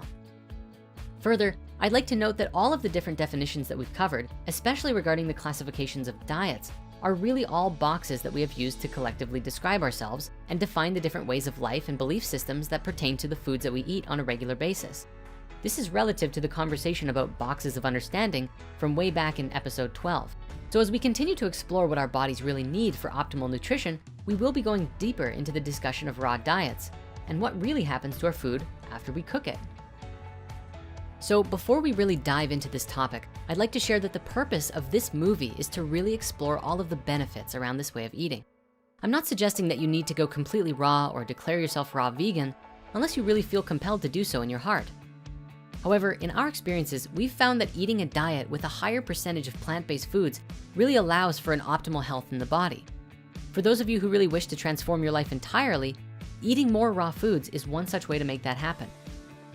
I'd also like to express that raw food literally means any kind of food. While many people who practice eating a diet of mainly raw foods largely just stick with plants, there are also those who consume raw eggs, raw meat like sushi, or even raw cheese made from raw unpasteurized milk. Just keep that in mind as we're moving forward. The choice is always yours. So what are raw foods? Raw foods are powerful healing agents to the body because of what's inside of them. You see, raw means that they're uncooked and unpreserved. They're simply in their original and natural form. When a food is cooked, much of the living nutrients break down and are no longer as readily available to our bodies. Therefore, when eating food that has been uncooked or unpreserved, we are getting the highest amount of nutrients we can out of the food. This can be observed using Kirlian photography, in which we are able to observe the bioelectricity of physical objects. In the case of food, here's a baby carrot that is raw compared to a baby carrot that has been cooked for several minutes. Here's another example between cooked and raw corn. However, There is a wide debate on raw diets and whether cooking all plant-based food largely destroys the nutrients or not. Some of this information comes from the work of Dr. Kuchikov, who conducted over 300 experiments during the 1930s on the different ways the body reacted to different types of food, both cooked and raw. However, let us note that many of his experiments had never been replicated, and thus some of his findings are questionable, where others have been a little bit more backed up. Kuchikov's work seemed to imply that if we consumed a mostly cooked diet, the immune systems in our bodies react to the food as if it was a foreign invader. He called this digestive leukocytosis, where our bodies will generate white blood cell activity against the food that we ate. This is the questionable part of his research, which hasn't really been backed up. The idea was that because cooking the food destroys most of the enzymes, our bodies have to do all of the work digesting the food, instead of working with the enzymes within the food during the digestion process. The body may have to work harder, but it is questionable that it actually raises the alerts inside of the body. Dr. Kuchikov's work also found that every food has its own unique cooking point, which is called the critical temperature. Once food reaches this critical temperature, most of the essential nutrients are cooked away. The lowest critical temperature required to maintain the living enzymes in the food does tend to change from food to food and mostly ranges between 87 to 97 degrees Celsius or 191 to 206 Fahrenheit. We've put a link in our sources for you to see the specifics. Now, there have been many other studies which looked at the antioxidant activity in vegetables when cooked, which are different than the living enzymes, mind you, and found some interesting things about each food specifically. The highest losses of antioxidants were found in peas, cauliflower, and zucchini, with percentages above 50%. In other cases, such as celery, asparagus, and carrots, cooking actually appeared to increase antioxidants.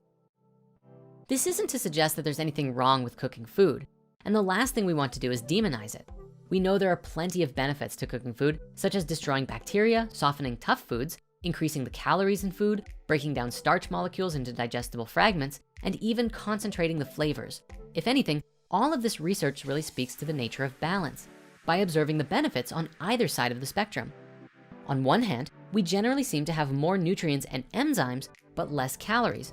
On the other hand, we have less nutrients, but more calories. Then we must observe our own bodies and take account of what we really need on a daily basis and what we're trying to achieve. So what does this mean for people who want to eat a fully raw diet? Again, the research on the effects of long-term raw diets vary greatly in results. A large number of studies have demonstrated profound healing results from doing this, such as the documentary Simply Raw, which shows how a number of people managed to regulate their insulin production to help treat their diabetes in just 1 month of eating nothing but raw food, despite being considered incurable. Other studies, however, concluded that a long-term raw diet is not recommended because of significant weight loss, and that it is sometimes difficult to get all of the nutrients without being very mindful of the diet. Though, with that said, we also might take note of the 70-year-old woman who looks like she's barely hitting 40 and claims that all she does is eat fully raw vegan and exercises daily. Truly, this particular research is very polarized at this point in time. And no matter what you believe, it seems you can find a study or source backing up your perspective. Nevertheless, it's great to see that there's so much attention and focus on the discussion. Ultimately, we need to do what is right for our bodies by listening to how we feel on a daily basis and acting upon what we know in our hearts is right for us in any particular moment. As we mentioned, one of the biggest revelations in the field of raw food is its ability to affect and treat disease. When put into practical application, we are seeing case after case where raw food has been used to treat diseases and illnesses across the board and generally bring about a renewed and deeper sense of wellness within. In fact, we can cure the so-called incurable diseases such as cancer and diabetes when we apply the right ingredients. And a number of doctors, scientists, and nutritionists suggest that that ingredient is not tens of thousands of dollars in surgeries or therapies, but raw organic food. The Gerson therapy, a holistic approach to healing terminal illnesses, utilizes the power of raw and juiced food. It is a regimented diet consisting of up to 13 glasses of raw green leaf and apple juices a day, mostly raw vegetarian meals with some cooked food and supplements such as potassium, vitamin B12, and pancreatic enzymes. Along with coffee enemas for the rapid flushing of toxins, this method of deep cleansing has demonstrated all manner of rejuvenating effects on the body and produced countless testimonials of healing some of mankind's most serious diseases, especially cancer. All of the research and testimonials of others who have done this powerfully demonstrate that when we make a change in our lives for the better, we can see results that match it, and raw food is no exception. It's worth noting that most people don't switch to a raw diet and stay there forever because it can be difficult to maintain higher calories with this diet, at least without the devotion to figure out how, or perhaps sometimes a lack of available resources. Nevertheless, it is a very powerful, focused burst of healing and rejuvenation to the body for a period of time. Once the results have been achieved, most people will then attempt to find a new, healthy balance between fresh raw food and cooked food. Many people may choose to eat seasonally as well, eating more cooked foods in the winter and more raw during the summer to give the body the types of energy it needs based on the season. This type of diet may vary depending on where in the world that you are. The food we consume greatly impacts our health, and when we can consciously choose to eat whole foods that heal instead of bring harm to our bodies, we can overcome even the most deadly illnesses, and all that is required is our desire to make it so and take action upon that desire. With that said, there is one other method to giving our bodies a powerful boost of rejuvenation, and that is by consuming what today are known as superfoods. Superfoods are nutrient-dense foods which contain an extremely large amount of vitamins, minerals, and other essential nutrients. They are most often plant-based, but can include some fish and dairy too. There is no official criteria for what can and can't be a superfood, but they are usually raw, unprocessed, and whole foods that have significantly higher or more nutrients than other regular foods.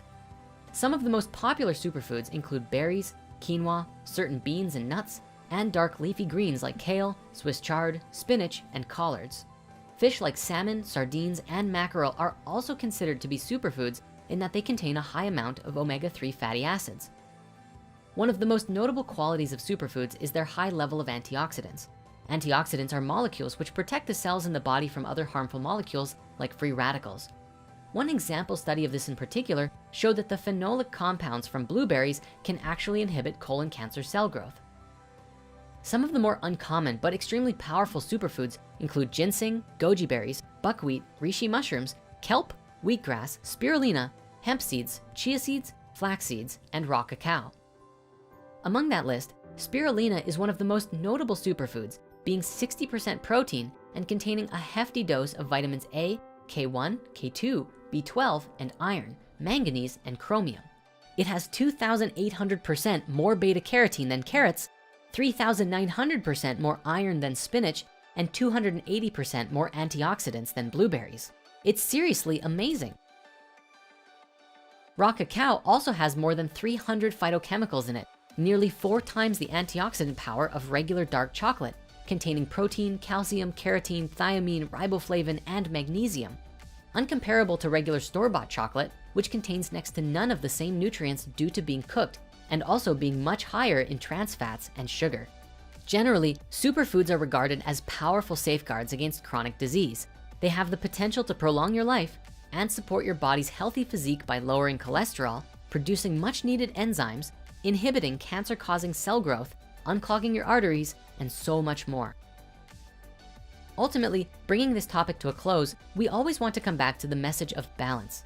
We know that eating a wide range of whole foods, both raw and cooked, seems to be the most beneficial in maintaining our nutrient levels, weight, and overall well-being, especially in today's modern world. However, for those who have gone far out of balance by years of eating in excess of foods that are unhealthy, or are struggling with a disease of some kind, a short or long raw and superfood cleanse can bring the body back into a state of equilibrium, and the continued consumption of these foods from then on after the cleanse will continue to promote longevity and a healthy, vibrant body. Now it's time for us to cover a topic that has been part of the health and wellness community since before there even was a health and wellness community. It could even be said that we have been using this wellness technique for as long as people have been on the earth. It's super powerful and full of all kinds of benefits that everyone can take advantage of. This ancient health practice is none other than fasting. There are many different types of fasts found across just as many cherished traditions, and they all generally revolve around the idea of not eating food for a period of time. The most common is a water fast, where you only drink water or don't eat any food for the duration of the fasting period. In recent years, some other forms of fasting have become quite popular as well, such as juice fasting, where you only consume fresh fruit and veggie juice. There has also been some remarkable case studies on dry fasting, which entails going a set period of time without both food or water. The question is, and something you may be asking yourself right now, why would anyone do this? Fasting is without a doubt one of the quickest and easiest ways to rapidly heal your body. It is known to provide a wide range of benefits, such as reducing neurological diseases like Alzheimer's and Parkinson's, inducing body-wide cellular repair processes, lowering risk of diabetes, reducing stress and inflammation, and even preventing cancer.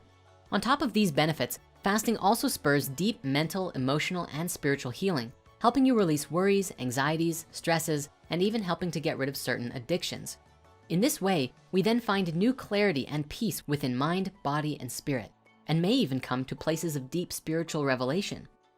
Fasting has played a huge part in many different religions all around the world, which have been said to play a big part in connecting with God and finding ourselves.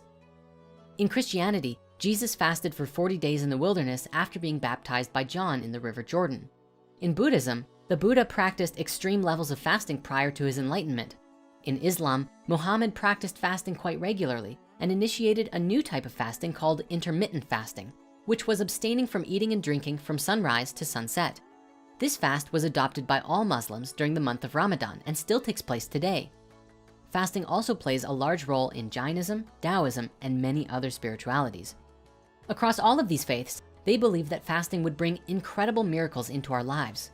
When combined with prayer or meditation and a commitment to our spirituality, fasting can help us to increase our spiritual abilities, reach states of deep inner peace, learn to identify the difference between authentic hunger cravings and food addictions, develop self-restraint and discipline, improve manners, protect us from lustful desires, and encourage great bodily purification.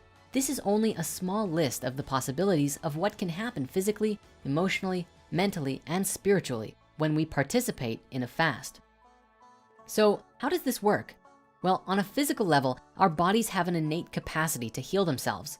However, under normal circumstances, a great deal of the energy in our bodies goes to the digestive system and metabolizing process, turning the food we eat into usable energy for us to live our lives. This also means that the systems required for healing and repair are put on hold until these other processes have run their course. Thus, by fasting, we are essentially asking our bodies to take a break from digesting, freeing up a lot of energy for use on healing other parts of our bodies that often get neglected. For those who are curious, the deep physical cleansing benefits of fasting only really arise when you cut out food entirely. Just eating less than your recommended daily amount is not the same, because eating anything at all adds to your body's active energy storage called glycogen, which takes about 10 to 12 hours to be depleted. It's only after this time that the body starts burning fats for fuel and using up your excess storage for energy. The benefits that we could potentially go into here are astounding. However, the main points are as follows. Once your body enters into a state of burning fats for fuels, we see our glucose levels drop. We start to lose weight and belly fat as it's used up for fuel. And we see insulin and IGF-1 levels drop, reducing risk of diabetes. In this, we see many deep cellular repair processes begin as the body begins removing waste material from our cells. We also see beneficial changes to several genes and molecules related to longevity and immunity to disease, as fasting actually produces new stem cells into the body. This process also reduces oxidative stress and inflammation in the body. Fasting is also very beneficial for heart health as it improves blood pressure, cholesterol, blood triglycerides, and blood sugar levels. Doing this also improves brain function, which reduces anxiety as a result. Not surprisingly, exercise is the only other thing we know of which shows the same positive effects on brain health as fasting. Whenever you end a fast, it's important to do it very carefully. If you come off your fast and go straight into eating how you used to, you may find your belly becoming quite bloated. This is only normal if you intake food too quickly or eat food that your newly cleansed body doesn't actually like. If you instead start with teas, soups, and smoothies, and then begin shifting to small amounts of raw or plant-based foods, your body will have a much easier time adapting back to eating again. For those who are just starting out with the practice of fasting, you should probably know the different kinds of fasts that there are, because there are quite a few that exist now. Here is a short list of different fasts you can try. Water fasting. It's simple and clean. Just drink nothing but water for the duration of the fast. In this way, you consume 0 calories, 0 nutrients, 0 carbs, and thus this becomes one of the purest fasts out there. Many people just starting out sometimes include a small 50-calorie soup broth per day, but no higher, as 50 calories are not enough to stop the ketogenic process of your body breaking down fat storage. The next fast we want to share is juice fasting. This is one of the easiest fasts to get started with from the perspective that you can go days and days without experiencing hunger because you are still supplying yourself with tons of energy for your body to use. We could talk all about juice fasting, but if you really wanna learn more about this, go and watch Joe Cross's documentaries, Fat, Sick, and Nearly Dead 1 and 2. These are absolutely brilliant films about Joe's and other experiences while juice fasting and how much healing was experienced because of it. Intermittent fasting. This is the point when you fast for a period of time during the day and then break the fast for a meal at some point in your day and then resume fasting. This is essentially the basis of the Ramadan style fasts, but you don't necessarily have to practice fasting only when the sun is up. The idea here is to pick a number of hours that you want to fast for during the day, say 18 hours, and then you have a small window of 6 hours to eat every day. Ideally, you want to reduce this to about a 4-hour window and then fast for 20 hours every day. This style of fasting works best if you can commit to it for several weeks, which gets your body in the same state as if you did a 3-day water fast. Then we have dry fasting.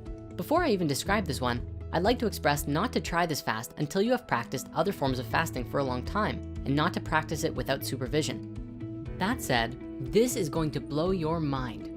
There is this myth out there that humans can only survive without water for 3 days and then you'll die. However, the longest record for someone surviving on a dry fast is actually 18 days.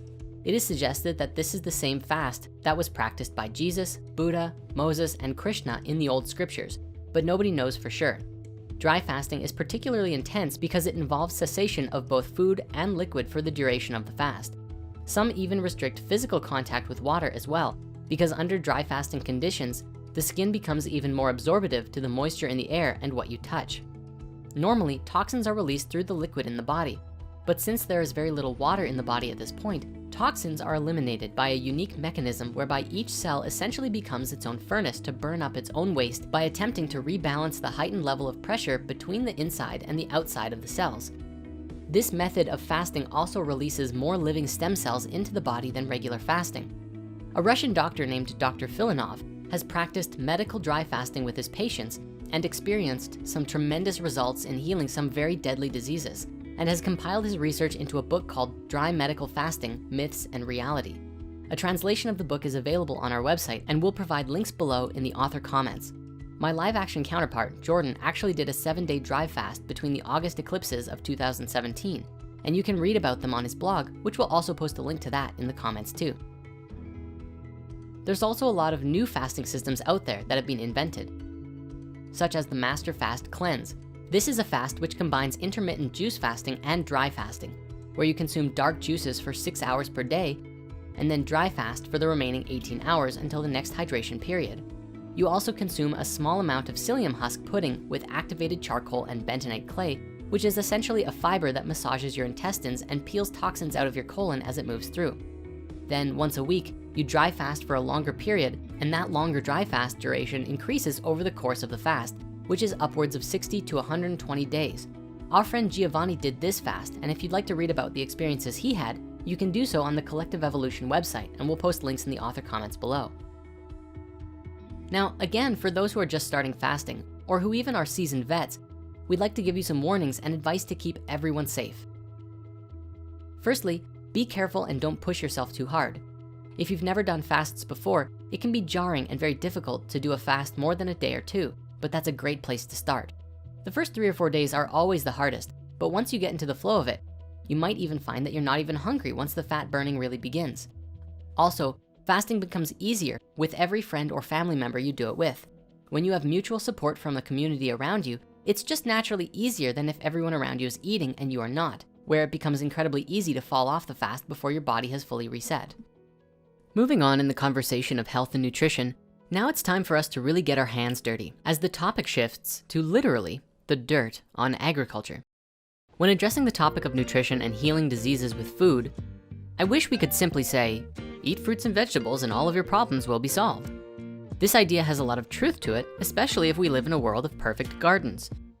However, we need to apply a little bit more awareness to what is going on behind the scenes in the modern world of agriculture if we are to see the bigger picture to make more informed choices when it comes to our health and wellness.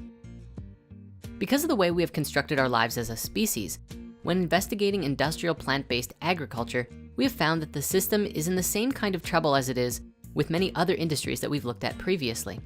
One of the key takeaways from those discussions is how the mass industrial production of meat and dairy causes diseases and damage to our bodies due to the way these systems are built, managed, and commercialized. The lack of concern for the health and well-being of the animals translates to the consumption of the unhealthy end results. And this is not to mention the fact that we consume way too many of the wrong kinds of those products at a base level. We must become aware that this same phenomenon is happening with our plant foods as well. The issues surrounding plant-based agriculture are slightly different, but don't let that fool you. They are just as dangerous as any other of the heavily commercialized industrial practices are on our health. Although there seems to be fewer diseases related to the consumption of mass-produced plants, they are still responsible for major health issues due to modern chemical agriculture, genetic modification, and low nutrient quality and density. Once we found that the most traditional nourishing plants on the planet have now the lowest levels of nutrients within them that they've ever had, we just had to find out why. And one of the things we found is that it all comes down to the dirt. You see, we are made up of the same basic elements that the earth is made of and share the same elements that make up all of life. Most commonly, these are hydrogen, oxygen, carbon, nitrogen, phosphorus, and sulfur. These are among the most essential nutrients within dirt too. The living creatures on the earth have used the very same molecules over and over again, recycled through countless organisms, dirt, and even water. Dirt itself is very much alive. In fact, 80% of the world's biomass is found within dirt, including all 6 animal kingdoms of life: plants, animals, archaeobacteria, eubacteria, fungi, and protists. In fact, some recent studies have even shown that playing in dirt as children exposes us to these microbes that actually help our immune systems to grow and get better at naturally fighting disease. Microbiologist Marie Clark-Arrieta discussed this back in 2016. Speaking to The Star, she pointed out that when we're born, we do not have any microbes. Our immune system is underdeveloped. But as soon as microbes come into the picture, they kickstart our immune system to work properly. Without microbes, our immune system can't fight infections well. So it turns out that dirt isn't just good for our food, but for our physical health as well. With the amount of species that live inside of a teaspoon of dirt, you would be amazed to find out that it is literally just as alive as we are. In fact, a single handful of terrestrial dirt contains more organized information than the surface of all other known planets in our solar system. There are tens of billions of microorganisms in a single handful of dirt, some living in harmony with each other and others in competition with each other. This is all happening in perfect balance with countless different means by which everything is able to live together. What we often call dirt, that stuff you're trying to get off your car or driveway, is not actually representative of what's really going on under our feet. The soils and sediments that are necessary to keep our biosphere alive and healthy entirely exists as a living layer of the earth, kind of like our skin is to our bodies. This layer is referred to as the humus layer and is the most biodiverse substance known to science. When you hear the word dirt in relation to the growing of food, the establishment of forests, and the health of entire ecologies, it's humus that is being referred to. So what does all this information about dirt have to do with nutrition and our physical health? And that is an excellent question. You see, healthy soil is the foundation of the food system, and healthy soil only comes from a living and thriving humus layer. Living soil is vital for supplying the food that we eat, or the food that our food eats, with vitamins, nutrients, and living energy. Without these things, plants cannot be healthy enough to provide us with the nutrition we require to fuel a healthy body and vibrant state of being. So if the soil is devoid of the biodiversity required to create the conditions appropriate for plant life, your plants, if they even grow at all, will not bear as nutritious a fruit as plants grown in soil abundant in a wide diversity of life. This is the reason we are in the predicament we are today, with our food having the lowest nutritional density it ever has in history. Over the course of the last 100 years or so, our farming practices have had a dramatic impact on the dirt, and therefore our food, our nutrition, and our health are all being adversely affected as a result. The American Midwest was once known as the breadbasket of the world. Using modern machinery, farmers across the prairies removed native grasses to plant often just 1 or 2 crops over an expanse of millions of acres. This seemingly efficient system of farming, called monoculture, worked really well in the short term, bringing record yields and profits because of the nutrient-rich soil from thousands of years of natural plant growth that created a pristine layer of living humus. However, what the farmers didn't realize was that the living dirt was actually dying off due to the destruction of the grasses, fungal networks, and microbial systems that form the very basis of a living prairie land. Without a solid biodiversity, dirt has a hard time staying alive, retaining water and growing plants, leaving the soil dry and barren. This practice is what resulted in the Dust Bowl of the 1930s. After only a few years of drought, heavy winds could just pick up the topsoil and blow it away. And all of this is due to the practice of monoculture. Today, we have lost about 1/3 of our topsoil in the last 100 years, along with a tremendous amount of nutrients that should normally be in our soil, which leaves our food largely nutritionally empty. It's the problem of the way we do agriculture now. Millions of acres of a single crop. The more we practice monoculture, the more we destroy the soil. The result is not just a lack of nutrients. All kinds of ecological emergencies arise due to this. For instance, worms are the nutrient exchangers of the soil. They are responsible for providing up to 2 tons per hectare of chemicals and organic matter required for living humus. Since 1950, in Europe alone, worm populations have gone down from 2,000 kilograms per hectare to less than 100 kilograms per hectare, causing a devastating blow to the soil. The result is the overuse of chemical fertilizers that are actually causing a quickening of the damages rather than helping. And this is just the beginning of the issues at hand. Large amounts of a single crop can become a feeding frenzy for insects, which adapt to thrive on this massive quantity of a certain food. In order to deal with this problem, pesticides are introduced to kill them. These pesticides make their way into the ground, destroying the vital life forms, causing less and less soil fertility and more toxic conditions to the plants, animals, and even us. If you think about it, plants and insects are all biological organisms and very much function in the same basic ways that we all do. If we are feeding insects a poison that will kill them, the same stuff is going to kill us if we eat it too, or at the very least, be damaging to our bodies. The next challenging aspect of our agriculture is the spraying of herbicides, because all kinds of unwanted native plants begin to grow in the same area and choke out the intended crops. Once the herbicides have been sprayed, there is no longer a balanced ecosystem that can handle the biodiversity of all of the various plant, fungal, bacteria, and insect life that make these areas their home. This causes an even more highly saturated chemical soup in the soil, water table, and air that interrupts the balance of all of life in the area. And as if that isn't already enough of a biological disaster, in order for the plants to be able to handle the massive levels of chemical intervention, there is yet another new kind of threat to the ecology: genetically modified organisms, AKA GMOs. These new genetically modified frankenplants are tinkered with at a genetic level to handle the various kinds of chemicals being sprayed, among other things. Our bodies, the insects, the bacteria, and the ecosystems are all negatively impacted because of this entire process. This chemical cocktail, paired with genetically modified organisms, is the biggest problem with plant food and health as we know it today.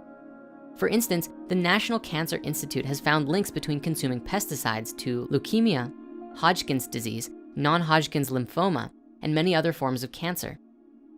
Pesticides have also been shown to disrupt the endocrine system, wreak havoc with hormone regulation in the body, and disrupt the reproductive systems.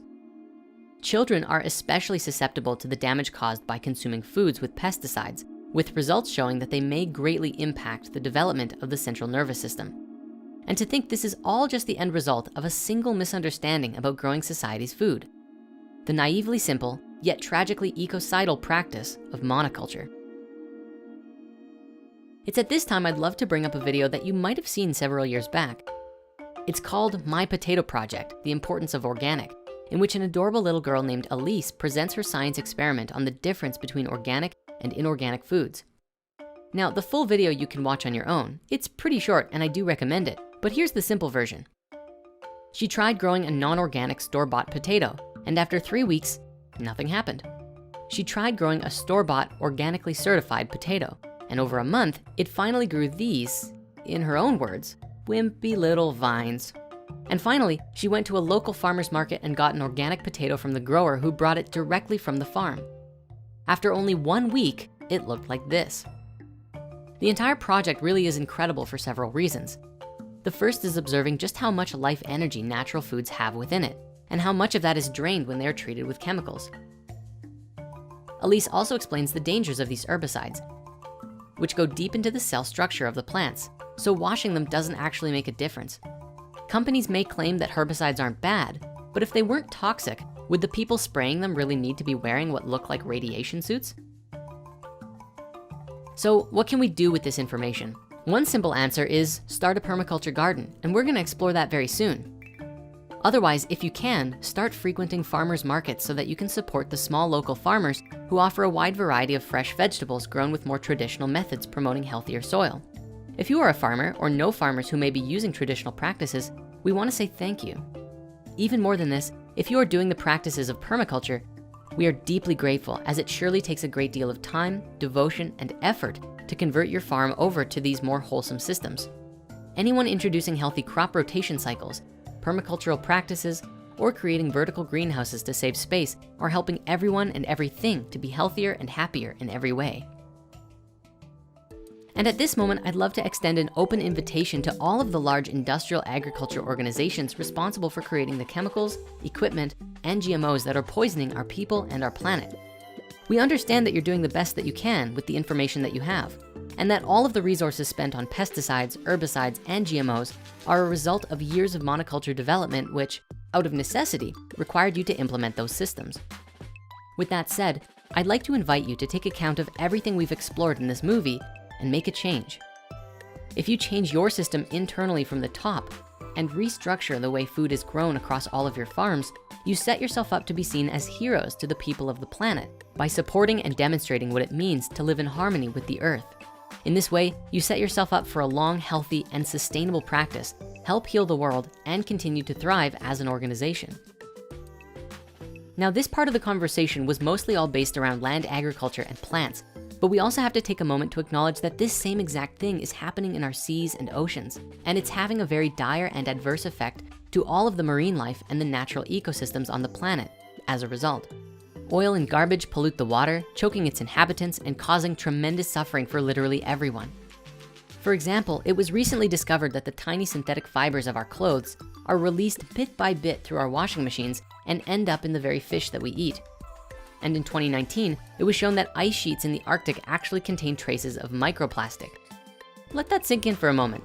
The Arctic, one of the most remote regions on our planet, is suffering as a consequence of our plastic dumping.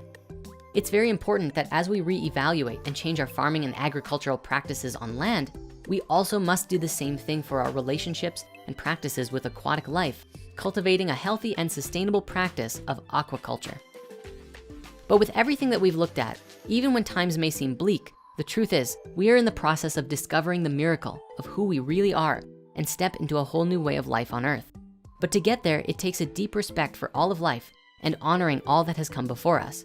So don't fear, have faith, and know that we are here with you every step along the way to see this world shift into a new age of light.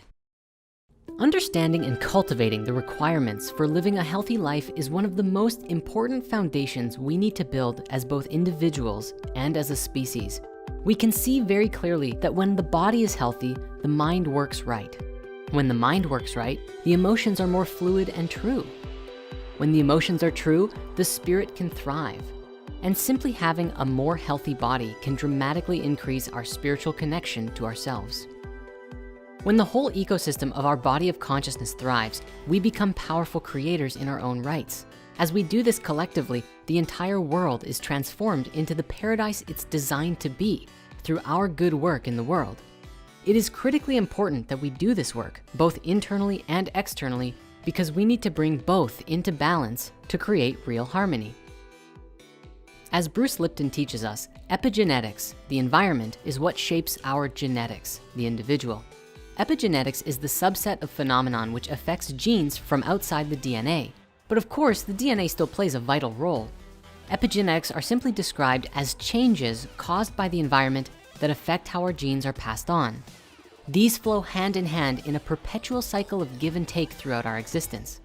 We would be remiss not to follow the basic rules of planet Earth, for these are the most important rules that make a difference when it comes to living as connected planetary beings. Throughout our series on food, nutrition, and health, we've touched on only a few of the challenges and roadblocks to living a life full of health and wellness. There are so many more things we could talk about, like the environmental and ethical atrocities of leather farms, the greenhouse gas emissions produced by factory animal farming, the deforestation of the Amazon to produce beef, the mass pollution of waterways from the runoff of these farms, the amount of grain and water required to feed all of these farm creatures that deforests and pollutes even more land, the bioaccumulation of toxins in our water, using render farms to grind up dead animals to feed to our pets, cruel fishing methods, mass marine extinction, and so much more. And honestly, if we just focus on that all the time and nothing else, it's like, oh Lord, excuse me, it's time for me to go live on a mountain in seclusion for the rest of my life.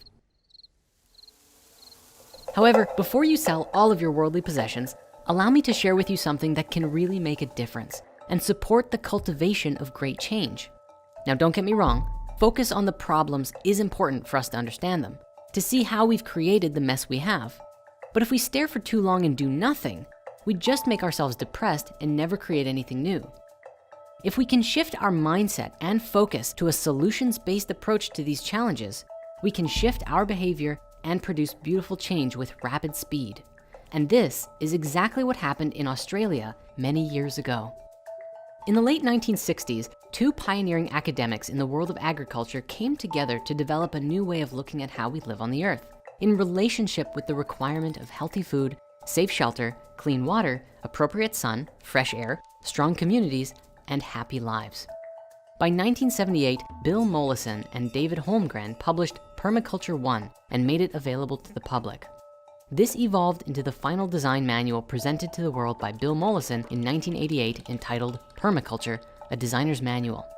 It is from this manual that the world has been effectively changed for good, and we are seeing the effects today. Permaculture is the modern world's first approach to a truly integrated set of practices that takes into consideration all aspects of the ecology in any given region and allows for human populations to thrive alongside them, not at the expense of the ecology, but rather because of it. In fact, in 2018, Geoff Lawton, the protege and permaculture torchbearer of Mollison since his death in 2016, there is a project that was established in the Dead Sea Valley of Jordan, the driest and most desolate place on the earth, which shows just how powerful the living earth actually is when her principles are used in very specific ways. Now, not to spoil the surprise or anything, but there is now a living food forest there with self-enclosed running water, fruiting trees, vegetable and herb gardens, thriving animals, and a whole series of other miracles that would not have been possible without these incredible practices. When we can get the paradigm correct, everything becomes clear and concise. The actions we need to take become specific, measurable, attainable, relevant, and timely. These are referred to as SMART goals. Sure, these may have been introduced as a way for people to be more productive in the workplace, but they are applicable across anything that we have a clear sailing objective towards. In the case of permaculture, we have been able to achieve not just a clear objective, but also very specific results across the globe, even in desert regions that nobody believed would be able to grow anything. We know very well today that all living beings live as a part of a larger ecological framework. If forests are destroyed, the soil cannot thrive. If the soil is devoid of the biodiversity it requires to sustain life, plants cannot thrive. If plants are nutritionally poor, insects and animals suffer. If these systems suffer, so does the ability for all of life to maintain the ecosystems. Although humans have developed systems of agriculture that appear to be separate from this cycle of life, this is only an illusion. We are just as intimately connected to ecologies around us as any other creature on this wondrous living planet. One article on this subject writes, "Our research suggests that people who live in areas that have more and or larger trees on the streets report better health perception after controlling for demographic factors such as income, age, and education. This same increase in health perception is also, on average, equivalent to being 7 years younger. Results suggest that people who live in areas that have more and or larger trees on the streets report significantly fewer cardiometabolic conditions." The reason why permaculture is so important right now, and possibly the most important subject we can attend to in this day and age, is because it is a practice which brings back the biodiversity of a living planet once again. A biodiversity and ecology that we can participate with and thrive in. Permaculture is also available to everyone. It's not very expensive to invest in some basic materials to get yourself started. And due to the demand for healthy food, there are many people now bringing permaculture to the marketplace in their own unique ways. Permaculture itself is like a social spiritual farming revolution, bringing us back to the age of farming, but in a new techno-savvy way that doesn't require the same amount of land or equipment, and encourages creativity in how you approach your practice. For those who are interested, you'll find a link in the comments below to a website to help you get started with permaculture. As we've been exploring in some of our other videos lately, where we invest our energy, focus, time, and resources is what we will continue or discontinue to create in the world. Even if you yourself are not called to start your own permaculture garden, you can support your local permaculture farmers. The point is, I want to invite you to do your best to live in alignment with the principles of the earth, and maybe even discover just how powerful your daily micro commitments can be towards creating a more harmonious world, one small act of love at a time.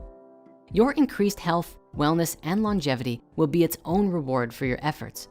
Bringing this series to a close, there is one final thing that I must share. As we've looked at before, we are what we eat. If we are eating healthy and living food, then we will in turn reflect that same vibrance in life.